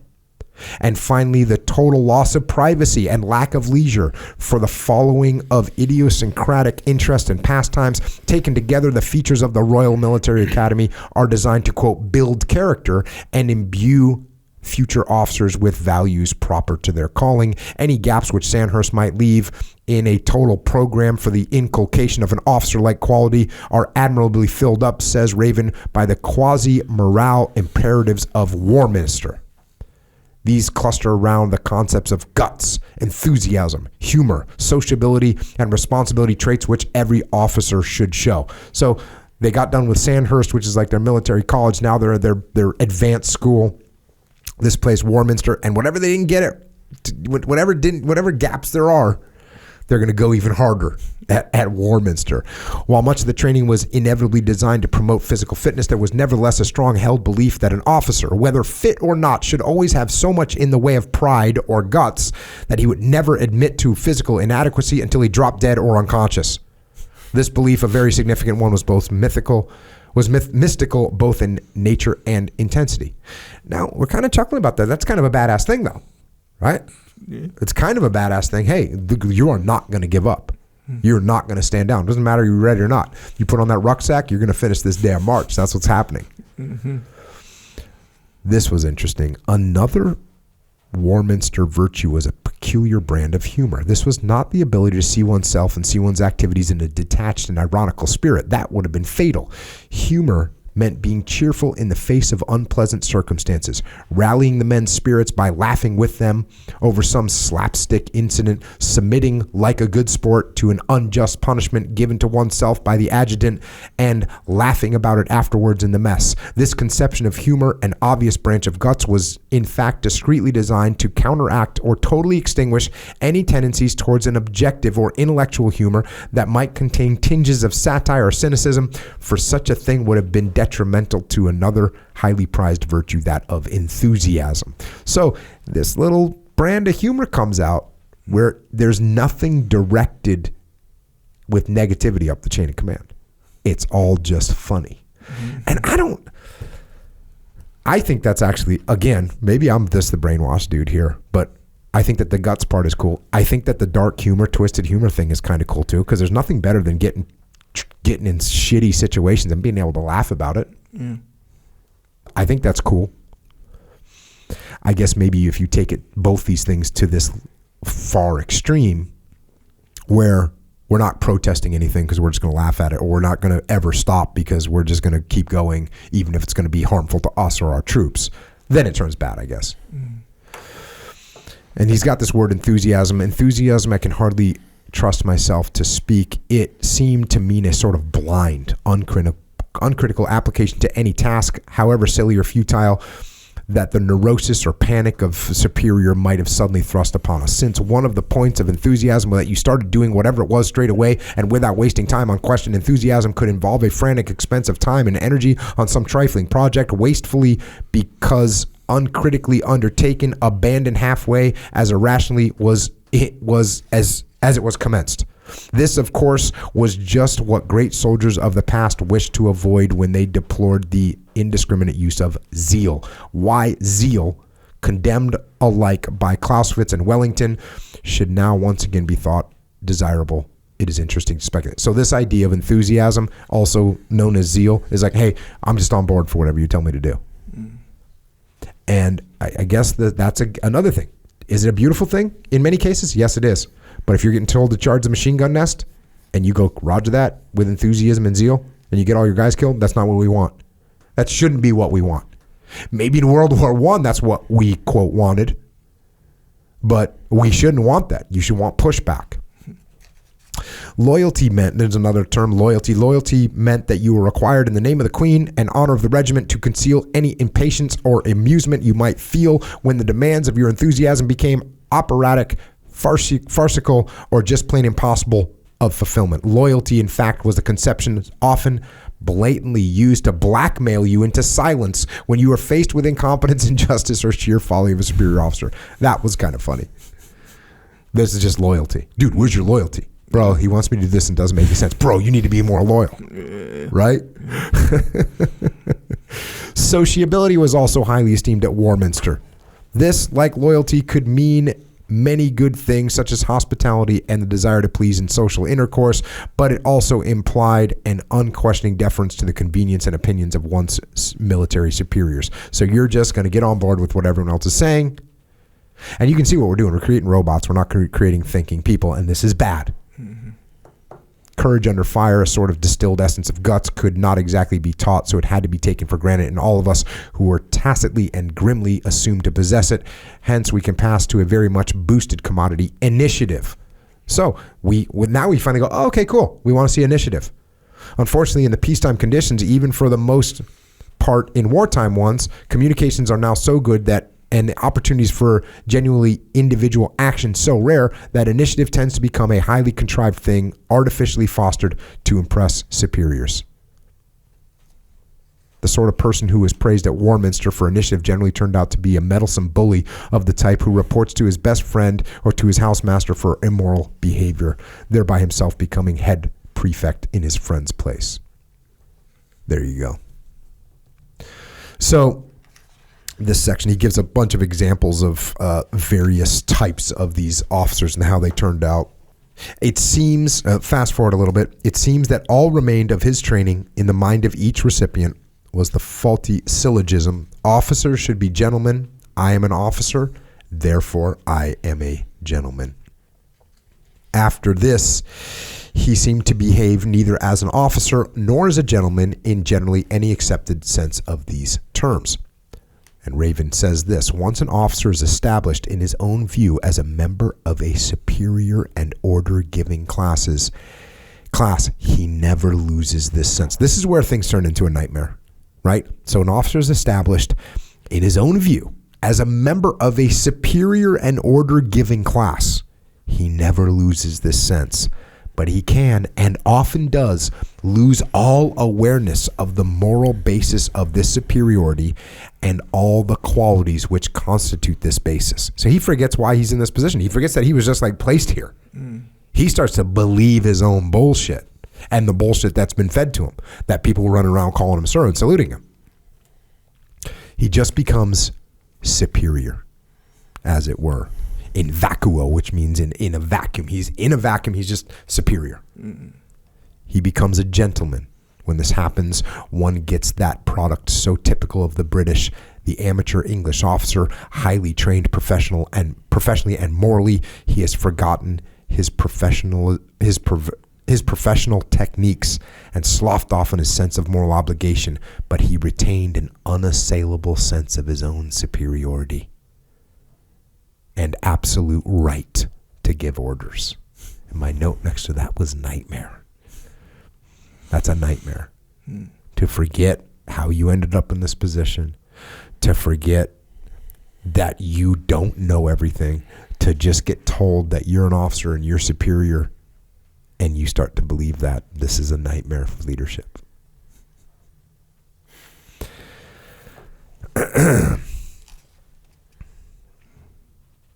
Nowadays, things are different. The social distance between officers and men, more often than not, contrived rather than rooted in their ancestry.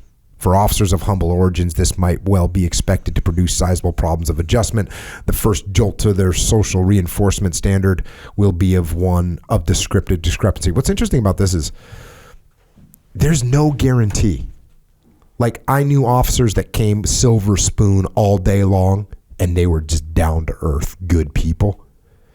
And I also knew silver spoon officers that thought that they thought that they were superior. I also knew some guys from lower class that scrambled through and scraped through and became officers, and they were awesome, and they never forgot where they came from. And I also knew officers that had come up through the ranks, and they were turds. Leif points out that the best officer that went through his junior officer training was a prior enlisted officer, and the worst officer that went through his junior officer training was a prior enlisted officer, which is crazy to think. Yeah, that's crazy to think. I think that I agree with that. Your description, those 4 categories, whatever you want to call them, same thing, seeing the exact same thing. Mm-hmm. And I'm trying to remember the way you were describing it. Is I remember, I guess I don't remember like the first time it happened, but there's like a ceremony. Do you have a first salute ceremony? Yep. And I remember that being an incredibly uncomfortable experience for me. Like, man, this is weird. The guy who I did it was a good friend of mine. He was an enlisted Marine. He had fought in Desert Storm. He was a known, well-known guy. And just by virtue of accomplishing the criteria to make me an officer, like from one moment to the next, he saluted me. Yeah. And I think I was just lucky to have that sense of like, man, this is weird. You know, but also I think you described it well, like the reverence for the institution. Like, this is how the institution is designed. And if you have that reverence for it, he didn't feel demeaned and I didn't feel superior. Mm-hmm. And yet, that's the way it's supposed to be. And yet how easily, like, oh, I could get used to this. God. You know, how quickly people fall into that trap fall into that trap all and day it's long. Not the institution that bestowed this on me. Yeah. I deserve this. Yes. Yeah, I mean, and this, again, we're talking about the military specifically, but you can apply this anywhere. You can apply this anywhere. Oh, well, I went to this college. I went through this program. I got my MBA from here or there. And all of a sudden it's like, oh, did I tell you that? Did I mention where I went to college? You know, it's like, yeah, that's cool, man. Appreciate it. That's awesome. Yeah, but when you say it, nobody notices it.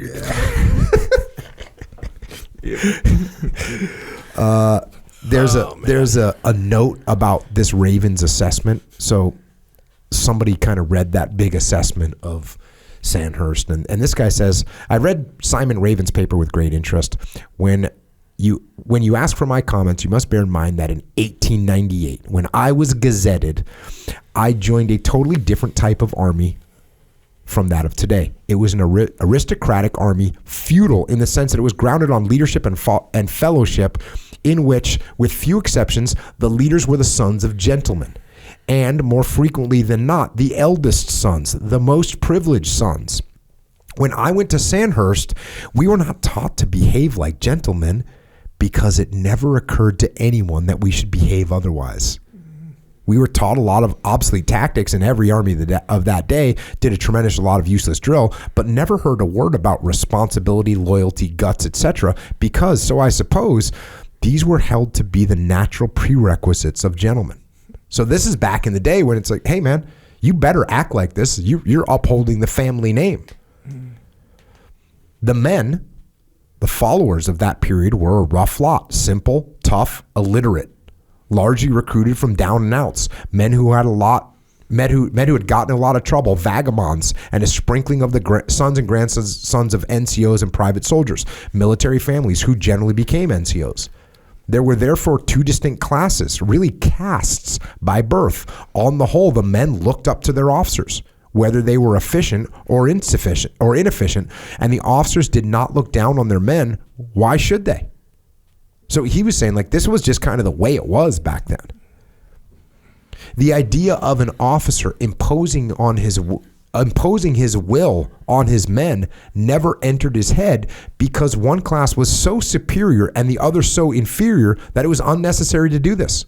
There wasn't even any opposing ideas to what you were saying.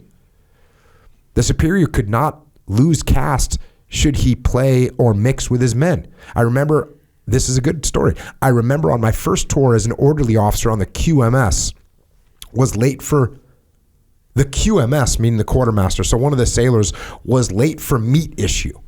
And I thought he had risked it because I was a novice. So I put him under arrest. When this was reported to the adjutant, he took me aside and said, strictly speaking, you were right. But actually speaking, you were an ass. So don't do it again. And I didn't. So he like punished this guy trying to prove that he was superior. He said, hey bro, what are you doing? You technically you could do that, but that's not the way you treat your people. Of the present day Democratic Army, I know next to nothing. Like the old aristocratic one, it must have its good points and is probably more efficient, but to me, it is a folly to try and mix the two. A gentleman is born and not made. It is probably true that it takes 3 generations to fashion one, and so it would appear from Mr. Raven's experiences, if you try and make them synthetically, you get neither an aristocrat or a democracy. One sees this everywhere today, among the rich, the poor, on the roads, and in the factories. I repeat it again. Gentlemen are not turned out like sausages. They are men of ingrained honor, of principle, and of decent behavior, and some of the finest I have met in my long life have belonged to the humblest classes. Because this caste, rather than class, is becoming extinct, in my humble opinion, one of the great factors at the bottom of the present world turmoil. And that's from JFC Fuller. And he's another guy that was sort of in league with Liddell Hart. Lots of great ideas. Fought in North Africa, fought in World War I. Or sorry, in South Africa, fought in World War I. The Nazis took a bunch of his ideas and ran with them, by the way, even though he's a Brit. So it's just a different... I wanted to read that part because it's just a different world. It's just a different situation. And they sort of had this pre-existing system that was in place. Now, what kind of makes me disturbed about this is, you know, he's basically talking about how great the gentlemen were of the day, but these were the gentlemen that freaking acted like idiots leading their troops to be killed. So there wasn't so much honor and principle as he's talking about. Closing out this section, he says, from a general study of leadership, it seems there is much in military organizations to invite incompetence. Officers are selected for the wrong reasons, required to fulfill incompatible roles, and expected to function adequately in a communication system of dubious efficiency. At higher levels of command, they are protected from adverse criticism by their invisibility and by the plain fact that in times of stress, even the poorest leaders, like drunken fathers and rabbit's feet, are clung to with pathetic, if misplaced, dependency.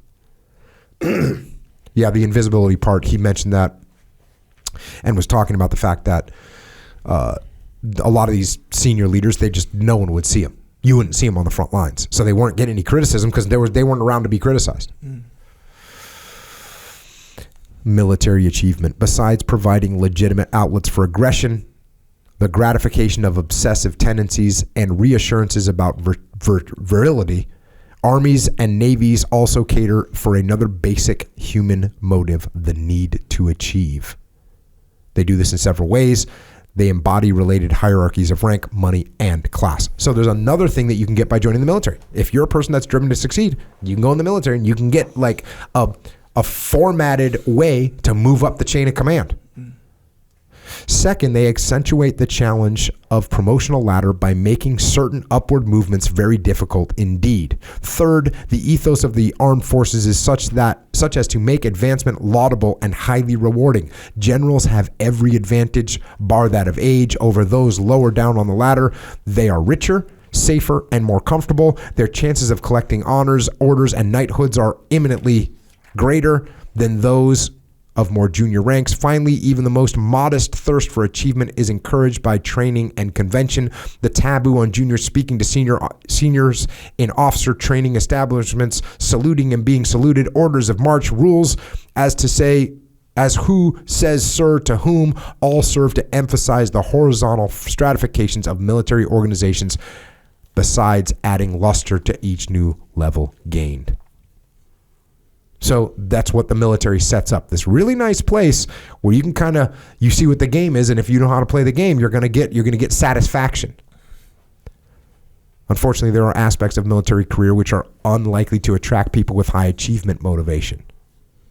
And he says this, at first sight, these arguments would seem to suggest that the possibility of promotion in a military organization would attract those with a potential for achievement, go-getters, entrepreneurs, innovators, and men with energy and drive. In short, people who would make first-class military commanders, right? So you think, oh, cool, this is like a hierarchy setup. That makes sense. I'm down. I want to go in there because I'm an entrepreneur. I'm a go-getter.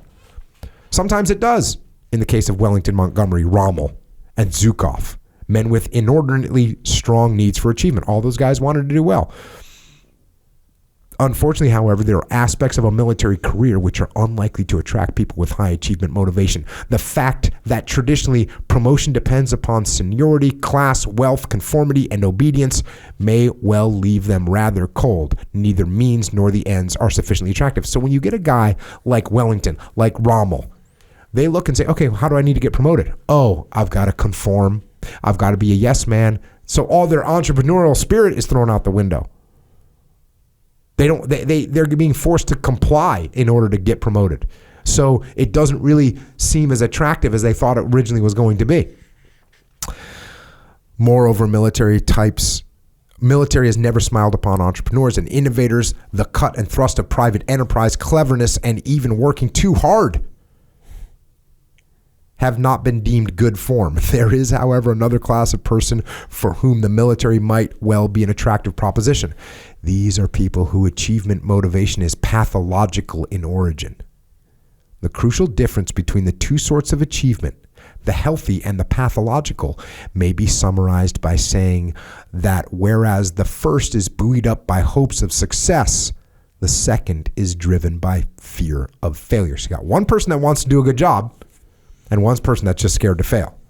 Whereas the former achieves out of a quest of excellence in his job, the latter achieves by any means available, not necessarily because of any sincere devotion to the work, but because of the status, social promotion, or social approval, and reduction of doubts about the self that such achievement brings. Applying these distinctions to the military, it would seem that senior commanders fall into two groups.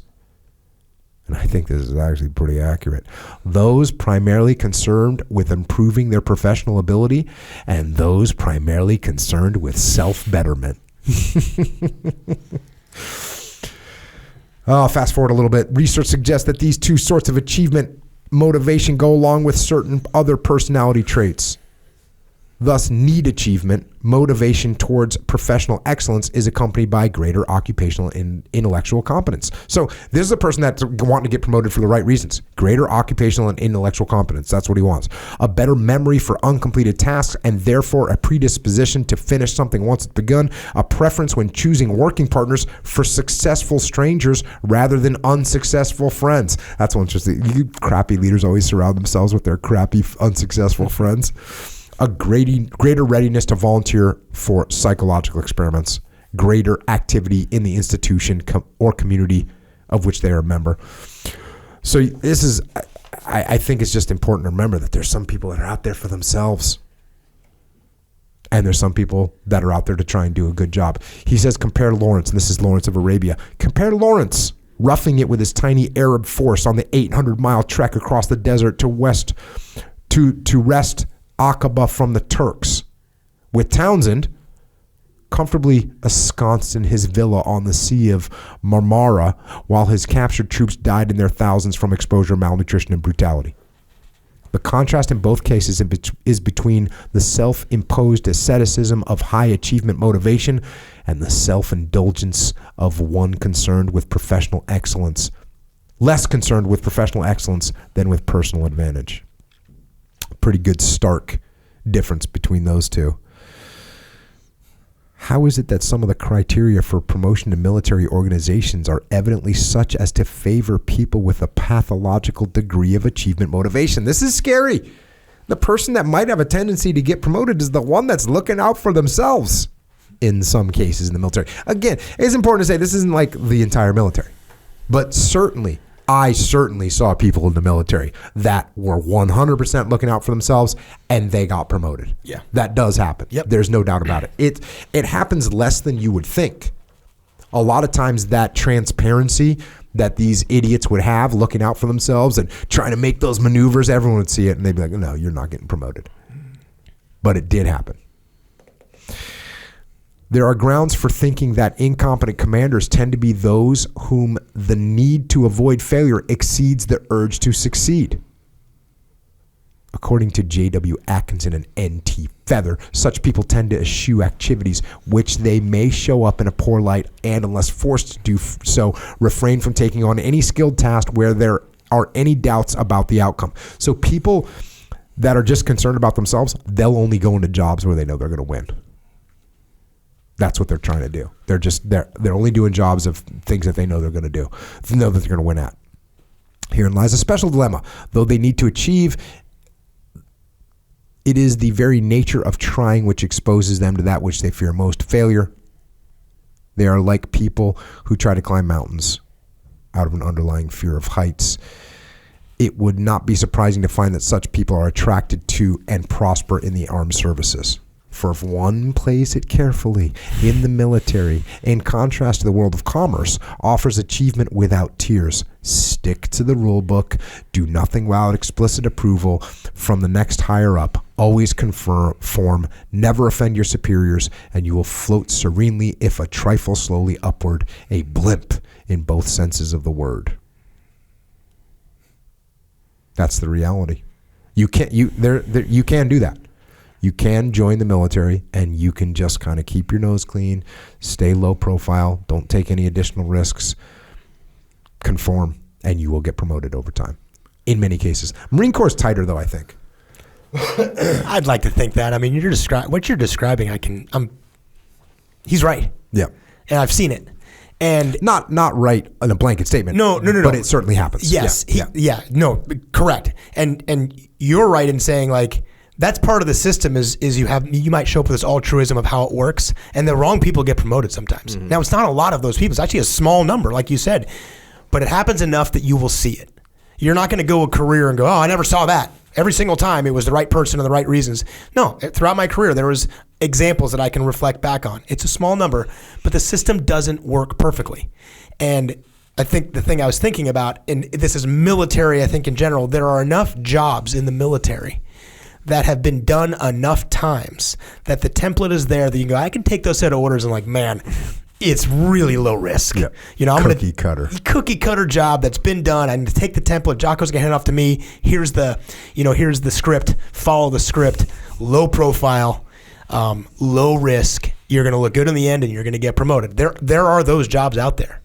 I was lucky in my career to have jobs that either had never been done before, or really there wasn't a lot of history behind them. So, you know, I'm remembering a couple times, like when I was in command of an organization where, you know, I was being told, hey, if this fails, it's going to destroy the whole thing. I'm like, oh, that's okay. That's awesome. I think I've told this story before. I'm far enough away from it now that I can tell it if I haven't before. But when I took over the first F-35 squadron, the Marine Corps F-35 program was on probation. Like they were contemplating canceling the F-35 for the Marine Corps, the B variant, which was the Marine Corps variant. And the Marine Corps had already long since committed to that was the only platform. There was no plan B. There was no alternative to that. So if we were going to lose the F-35B, the Marine Corps was going to lose TAC Air. Jeez. And as soon as I took command, and I stood up. I told you there's a guy there before, no airplanes, but when I took command, the airplanes started to arrive right when I got there. The commandant of the Marine Corps came down. Spent like an hour with me. They met him at the squadron. It was he and his sergeant major and me and my sergeant major. And he goes, "Hey, I hate to tell you this, but you can't crash an airplane." Oh, like, wow, that's Roger that. Roger that. You know what I mean? Like, if you crash an airplane, we're going to lose the program. Marine Corps is going to lose TAC Air. And so you're talking about the balance of the risk of losing is a lot. The balance that between the benefit of winning, like, oh, I'll just marginal benefit of winning, but like there's zero risk. Yep. Or, the flip side is, hey, if I go 2 years as a squadron commander, everything goes great, I'm going to get a firm handshake and a congratulations and life's going to go on. But nobody's going to credit me for doing anything remarkable because the system is, the program is just moving along where it needs to go. But if I screw it up, that downside risk, and I understand the aversion to that. Like, hey, would you rather have a guaranteed win with, a guaranteed marginal win with no chance of losing, or high risk of failure, but this is a once in a lifetime thing that we need the right person at the right time to go through that. A lot of people are averse to that. Yep. Well, and this is the other scary thing about that is, so you're the squadron commander, you get told don't crash any birds. Well, how about we fly a little less? Yes. And right? It's interesting you said that because in the exact same weekend, the Deputy Commandant for Aviation, the head aviator in the Marine Corps, said your number one job is to fly as much as humanly possible. Dang. Roger that. Okay. And listen, there's a part of it too that you have to understand this. Like, there is nothing that I could do personally short of shutting down the squadron to guarantee that we don't crash. There's nothing I can do that. Nope. So there's a part of that, like if you can just let that go and just recognize my best chance of me being successful is to micromanage none of this, as opposed to try to micromanage all of it. Yep. And that's such a good point because, okay, we can either fly as little as humanly possible, which means everyone's paranoid. No one really knows how to do their job. Or you're like, all right, we're going to fly these things and we're going to be awesome at it. Yep. And that's the right call. Obviously, not everyone would make that decision. No. And even then, there's still, even the right call doesn't guarantee the outcome. You can do everything right, and you know what?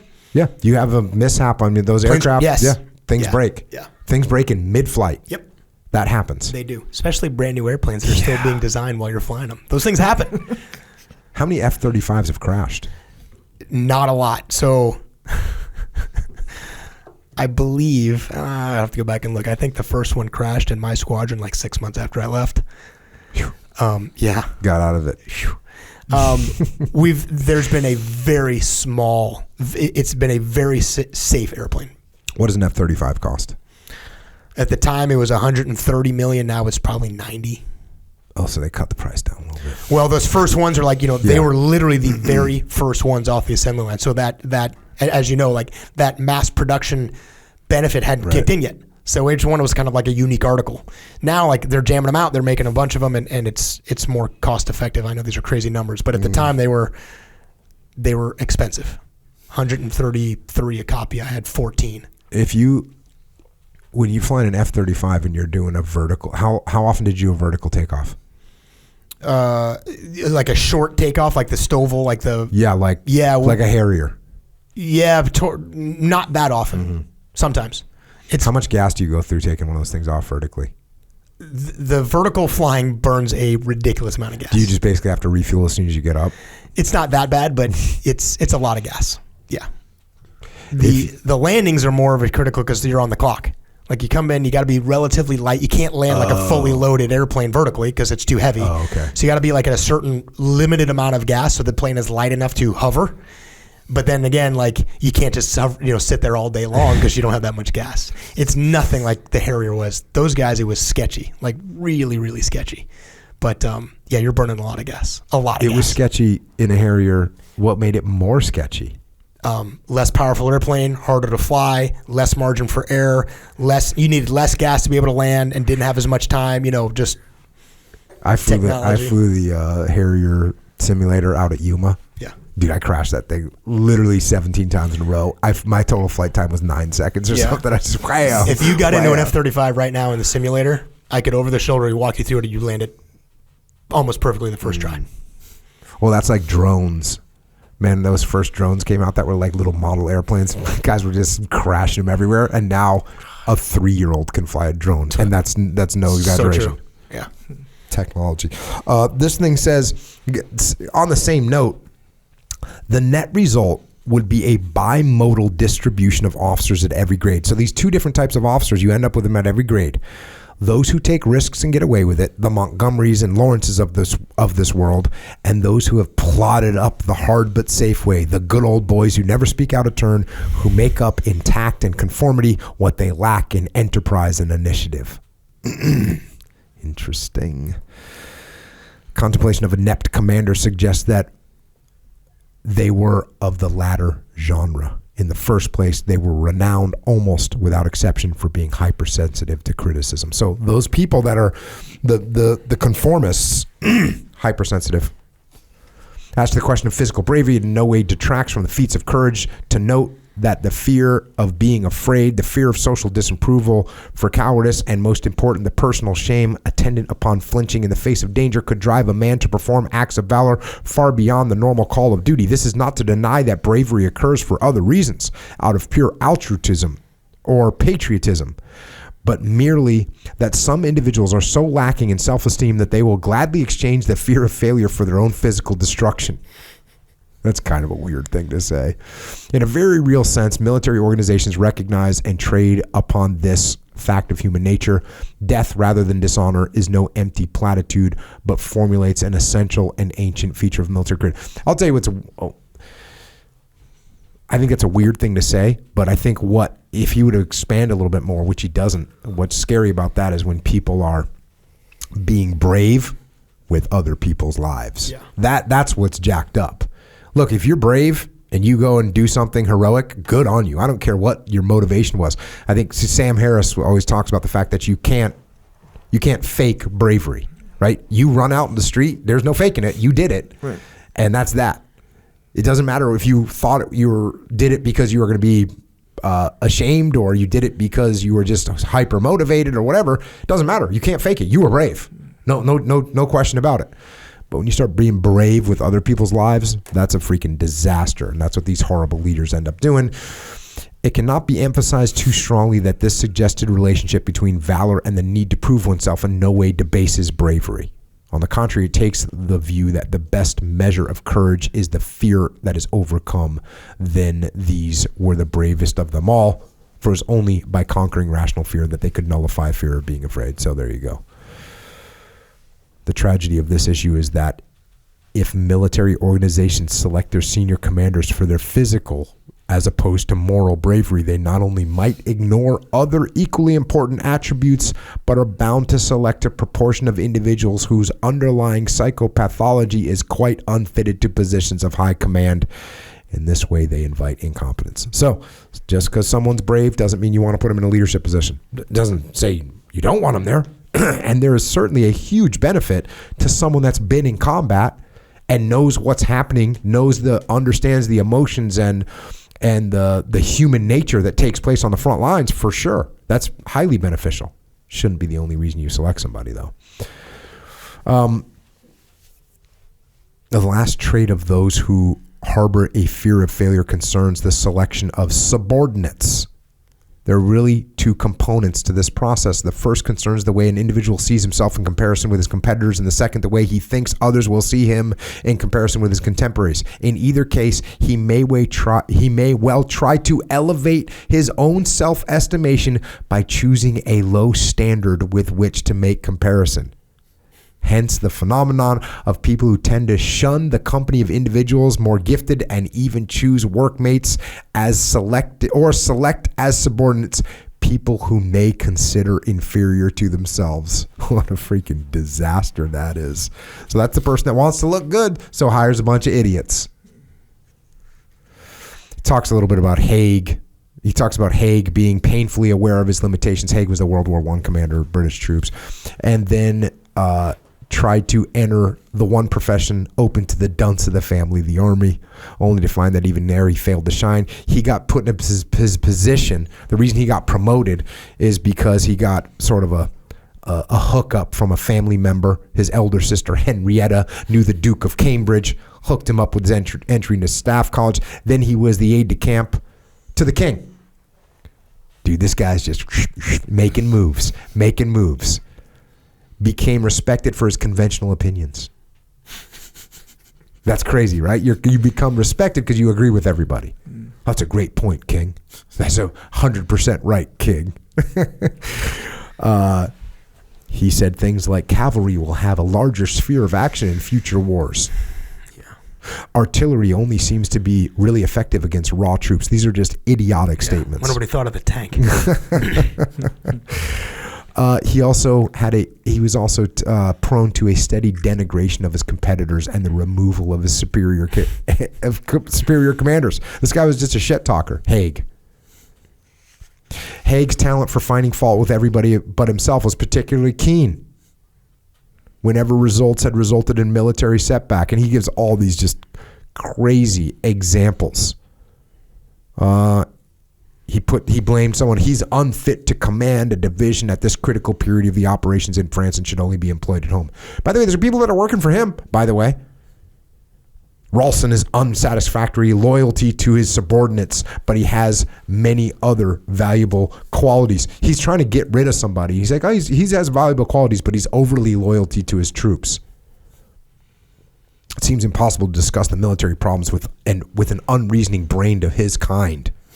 The fact is that Sir John seems incapable of realizing the nature of the fighting that has been going on and the difficulties of getting fresh troops and stores forward and adequate communication trenches dug. On Saturday, October 9th, he made an impromptu report to, on Saturday, October 9th, Haig, this guy makes this report up his chain of command about his commander, Sir John French. What happens eventually? French gets fired. Who gets put in charge? Haig.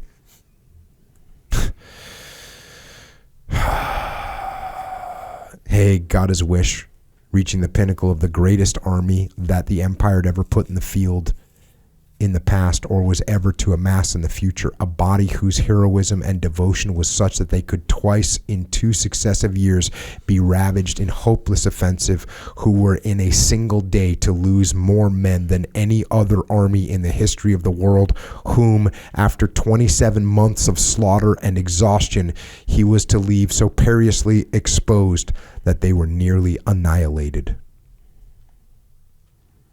Just horrible. And this section that we'll close out with for today says, freedom of expression and cognitive process unfettered by inhibitions were not looked upon with favor in military personnel. So that's a horrible situation. It seems then that in the case of achievement motivation, as with obsessive tendency, military organizations attract and then reinforce those very characteristics which will prove antithetical to competent military performance. It's again, is that true in the military? Yes, it is. Is it true in the civil? Or let me rephrase that. I saw your look on your face, Dave. Can it be true in the military? Yes, it can. Can it attract people with these type of tendencies? Yes, it can. Can it then provide opportunities for people to sort of just get on board with the system? Yes, it can. Does the civilian sector do that as well? Hell yes, it does. Happens in any leadership situation where we take these things that we should be striving for, like freedom of expression and unfettered cognitive processes, meaning you should just be able to think, and we crush them. And you know, I was thinking this. We've been talking about the EO leadership loop, and included in that is the OODA loop, right? These ideas of constantly running through your mind all these different aspects of leadership. And the main lesson that you and I are putting out, this is what we've just put out at the muster. The main lesson when you're running these loops is not to get stuck. Is to free your mind. And that's how I closed out the last podcast. I said, free your mind. And I want to reiterate that you have to keep your mind open. If your mind's always stuck, and it can be stuck by so many different things. It can be stuck by your ego, your insecurities. It can be stuck by your fear. It can be stuck by tradition. It can be stuck by custom. It can be stuck by the restraints of the institution that you're in. If your mind is getting stuck like that, you have to be weary. You have to be afraid of that, because if you let your mind get stuck in that fixed position, you're going to get flanked, you're going to get overrun, and you're going to get destroyed. And if you're in a leadership position, that is what's going to happen, not just to you, but to your troops. So keep an open mind. Echo Charles. Yes, sir. What do you got? That part about like not taking risks, fear of failure, like that kind of stuff, like for whatever reason,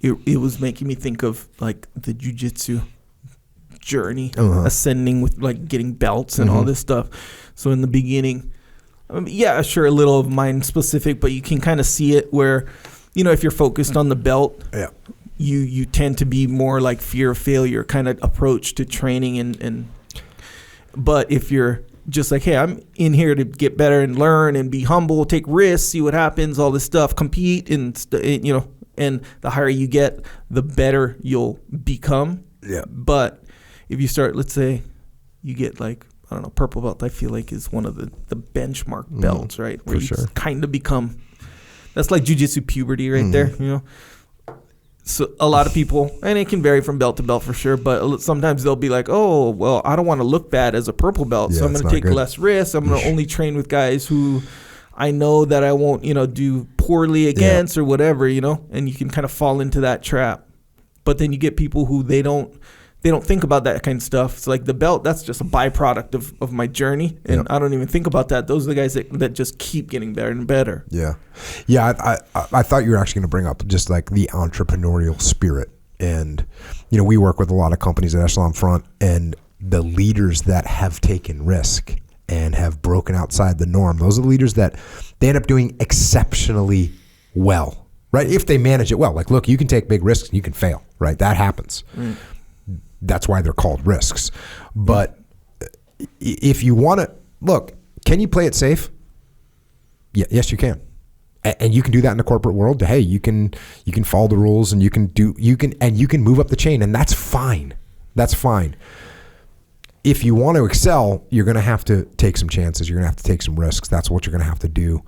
And then if you do utilize sort of the standard sort of conformity to move up the chain,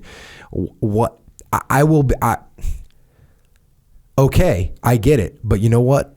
Don't suppress risk from others. Don't suppress entrepreneurial thinking from other people inside your organization. That's where I think we run into a real problem. I kind of followed the rules and conformed, and I got my promotion, and then Dave comes along, and he's a little bit more of a risk taker, a little bit more entrepreneurial, and this could be in the military, this could be in the business sector. And what do? I outrank him. I shut him down. Yeah. I partially shut him down because I don't want him to outmaneuver me. So I'm just going to shut down all of his ideas. Oh, yeah. I'm also going to shut him down because I don't want to take any risk. So if you want to play that game for yourself, and you don't want to take a bunch of risks, and you just want to have a safe, comfortable job, that's okay. That's not bad. Look, if you work hard and you do a good job inside your business organization, that's great. I actually like that. I appreciate it. But the minute you have that attitude and you start to impose it on people around you, you need to check yourself. You need to check yourself, because you're shutting down minds, you're closing minds, and you're really, in the long term, hurting your organization. Yeah. You ever come across a situation? It feels like it's real common, where you get two people that go into business together.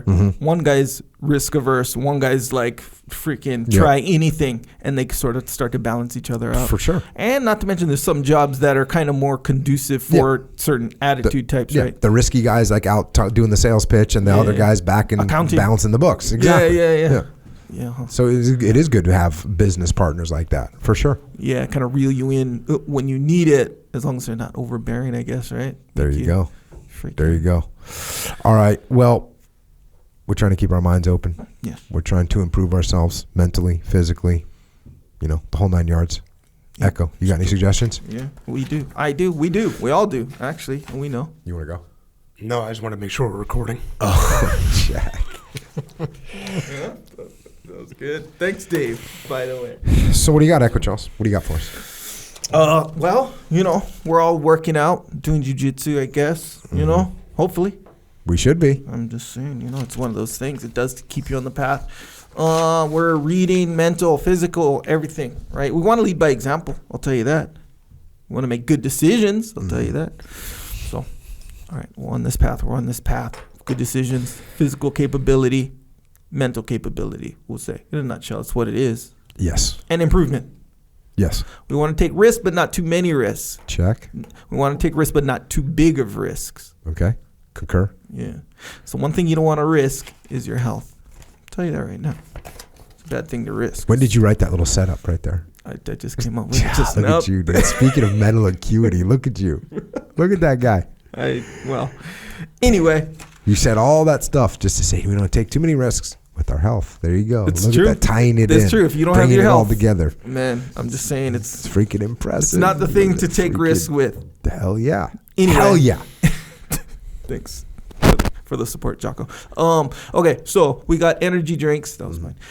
We got energy drinks, not old school energy drinks that do risk your health. We have energy drinks that don't risk your health. That actually improve your health. Improve your health. No risk. Upside across the board. Across the board. No gambling here. Upside across the board. Yes, sir. Right. If I was to say, hey, this thing over here can make you feel good. Yeah. And you were like, okay, cool. And it not only can it make you feel good, it can actually make you be more healthy. Yep. What would you say to that? I'd say cool. You say cool. What if I had something else over here? And I was like, this will also make you feel good. For a little bit. And you said, okay, that sounds good. Mm-hmm. But then I said, after that, you're going to be addicted to it and you're going to end up becoming a crystal methamphetamine addict and dying. Yes, that would be bad. That's downside. Yes, sir. That's downside. So we like that little hype that we got from the crystal meth that I gave you. Sure. But then the downside is like a disaster. Your teeth are falling out. You lost your job. There's all kinds of problems in the future. That is true. Yes. So I'm not going to sell you that. No. I'm not going to want you to take that. You're not going to recommend that. You're correct. But I've got something else over here. Yes, sir. It's going to give you that hype. Yes. With zero downside. All hype, zero downside. And this is... I will not find you at a meth lab licking the floor. No. Which is what I'm afraid of if I give you the other thing. That is an undesirable outcome. Yes, sir. So when you're choosing an energy drink, you're looking for energy drink, even if you're not even into energy drinks necessarily. And I understand if you're not. Because really, how could you be when you consider those risks? Yes. Now we got a solution for that. Yeah. Straight up. All healthy energy drink. Completely good for you. Jocko Discipline. Go. Yeah. By Jocko. It's a good one. Yeah. Tastes good too. Different flavors. So far, apparently on paper, the more popular one is orange. Afterburner orange. Afterburner orange. Dave Berg. Good Deal Dave's signature flavor. On paper, it's good. Mm-hmm. It makes sense. You know, like if you don't know, if you're not in the know, you go. You have an awesome selection. You know that the orange is going to come through. Wouldn't you agree? Yes. Yeah, I feel the same way. But you want to take a little bit more risk, right? Maybe a higher upside. Maybe bringing the thread through the whole freaking thing. Hey, look, I don't know. I'm just a person, but hey, maybe though you take a little bit more risk on a more exotic flavor like mango passion fruit to be specific. You might wind up with that bigger upside. I don't know. That's up to you, but that's according to Echo Charles. Nonetheless, there are many different flavors. You choose whichever one. All of them are all upside, no downside. So it doesn't matter technically at the end of the day what flavor you choose. That's for your own personal choice. Mm-hmm. So get some of that Discipline Go. We also got Joint Warfare Krill Oil. We got the Discipline powders. We got some new what do you call them? Hype. Well, they're not technically called hype. I think they're called pre-workout mixes, powders, of sorts. So we've had the Discipline powder for a while, just called Discipline, and it didn't have much caffeine in it, to be real specific. Yeah. And people were like, "Hey, that's cool. We appreciate it, but sometimes we want more of a kick." So we didn't go nuts. We didn't go 700 milligrams of caffeine. Yeah. Do you know the numbers? 95 per scoop. Oh, okay. Okay, per scoop. Okay, so that's more moderate, I would say. Oh, it's moderate unless you have 2 scoops or 3 scoops. Right, which is good. Because, okay, the classic pre-workout, if you go 2 scoops, that's too much already. Mm-hmm. It's too much. Yeah. But at the same time, if you don't want to get all nuts with it, you got to start meticulously putting only a little bit of powder. You can't really so I dig it. So yeah, that makes sense. If you need 300 milligrams of caffeine before one workout, if that's what you need, I'm not. Hey, dig it, man. I dig it. But you could just have 3 scoops. Easy money. Yeah, I would say back off a little bit. That's my personal Generally opinion. speaking, but here's the thing. Also, do some abstinence days, right? Yeah. Some discipline. on the weekend, whatever. On whatever. Some days be like, yeah, I'm not going to have any at all. Yeah. Any caffeine at all. Generally speaking, I feel like that's a good move anyway, to not go every single day or whatever. Like, give yourself a break or whatever. And that way you'd maximize the effects anyway. That's what I'm talking about. Yes, sir. I think you're right about that. But you've never really been that hardcore, because let's face it, a pre-workout, it gives you like a bigger pump. Yeah, no, pre-workout really isn't my thing. Yeah. Unless you count jiu-jitsu as a workout, which we've had this discussion lately. That's Right. not really a workout. But like, I would have discipline powder before going to the jiu-jitsu.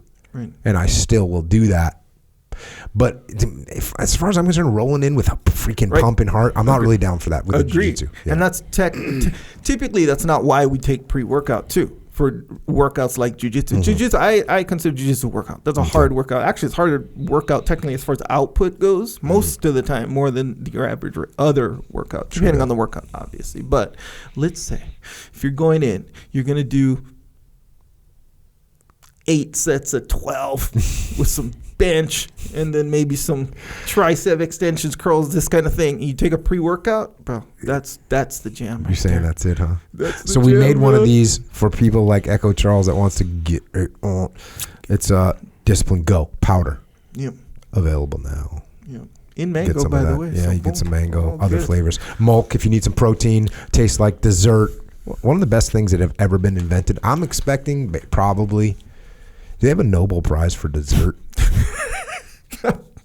No, bro, I don't think so. Do they have a Nobel Prize for protein shakes? Well, yeah, not that I'm aware of. There should be Jocko. one. Let's face it, there should be one. Yes, and actually more than you know, really, because they you heard of people making like a milk pancakes and all this stuff. Okay, here's the jam. Keep this in mind. Do this.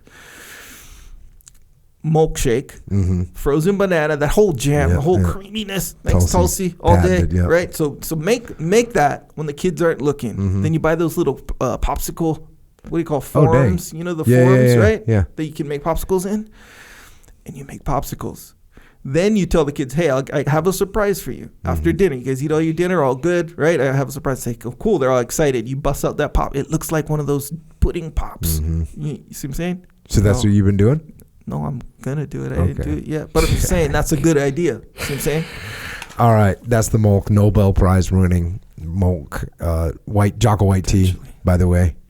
You can get the stuff. You can get the drinks at Wawa. You can get the stuff at Vitamin Shop. Or you can get it from JockoFuel.com. If you subscribe to any of it, you get free shipping, which is a total bonus. Oh, yeah. And you don't got to remember to take all that kind of stuff. So it's all good. Also, Origin USA. This is American-made stuff, products, goods, jeans, boots. American-made denim, man. Doesn't get much American-made than that. You could just say American. But it's sad that the American iconic jeans that you have aren't even made in America. Not you, but I mean us, we as a nation. A lot of people are out there wearing jeans they think are made in America.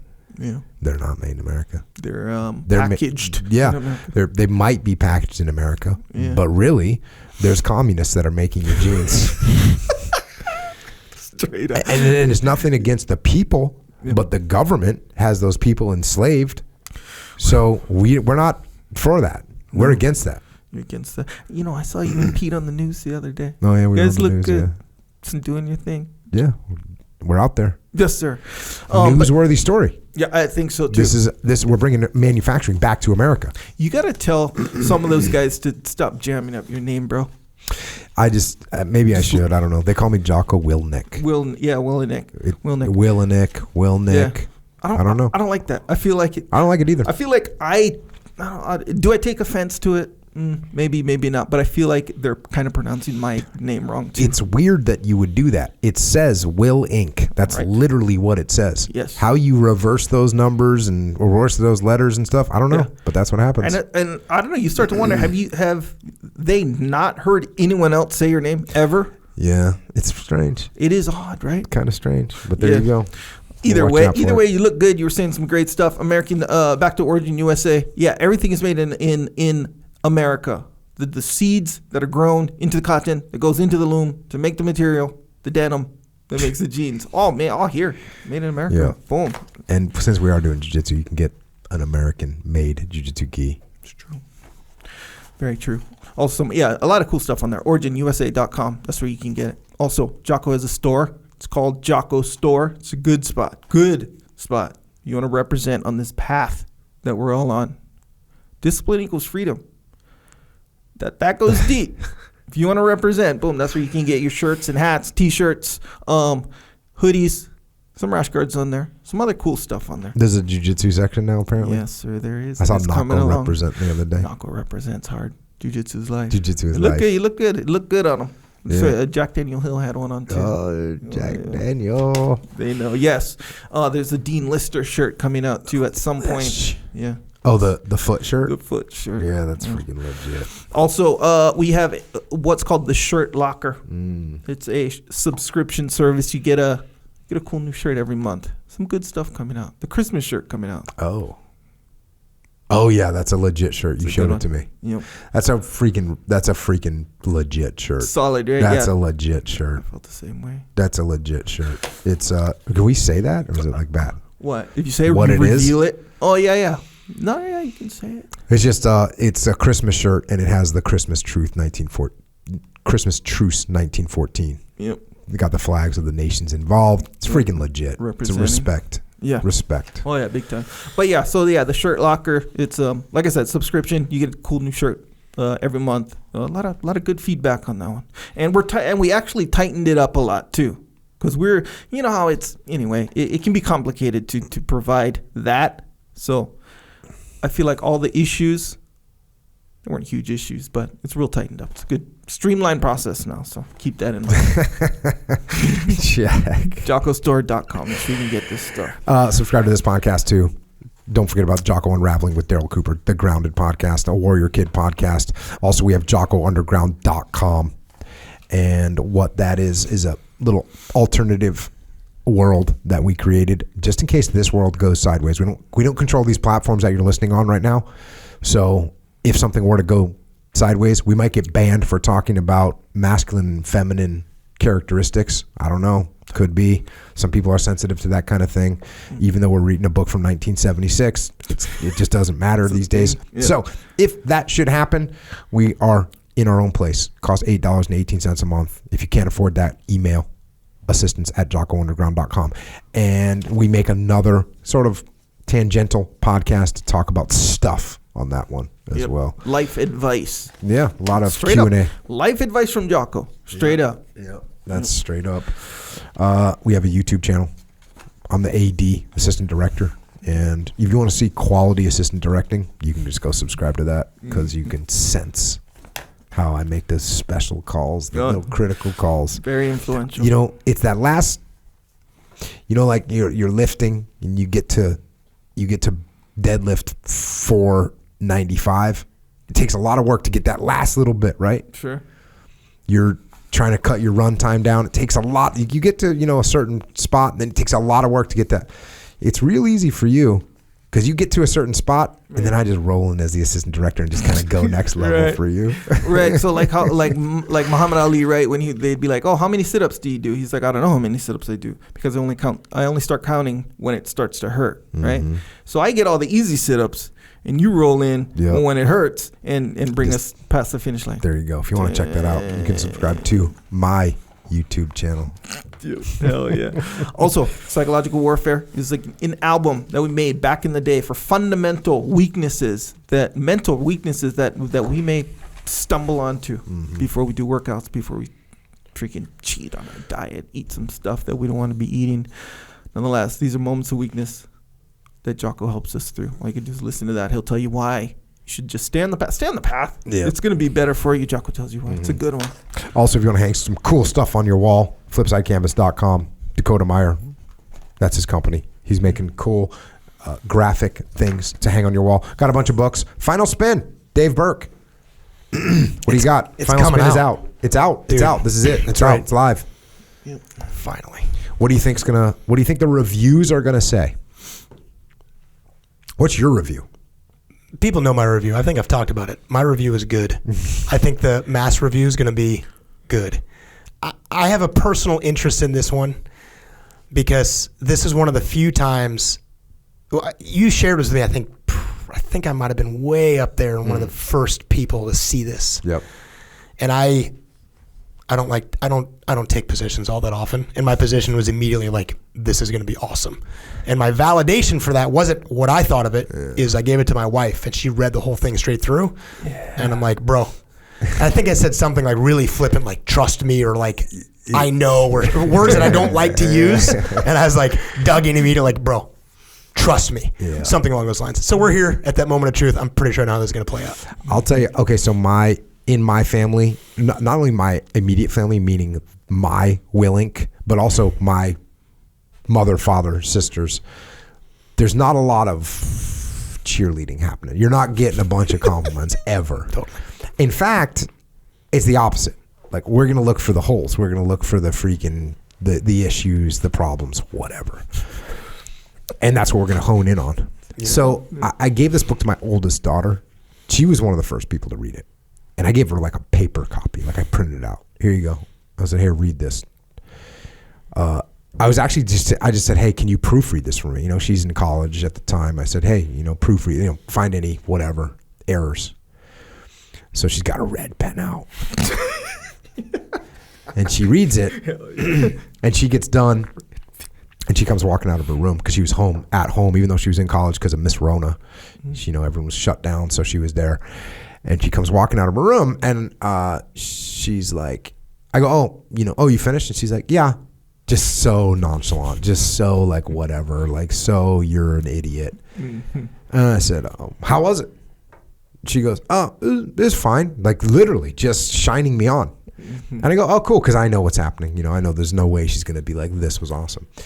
I go, oh, well, what parts of it did you like or whatever? And she starts describing one part of the book, which I'm not going to mention, and she starts to cry.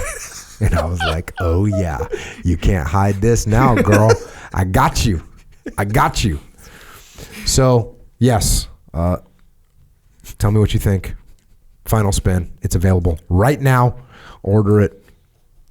Let me know what you think. Leadership Strategy and Tactics Field Manual, the Code, the Evaluation Protocols, which I wrote with Dave Burke, Sarah Armstrong.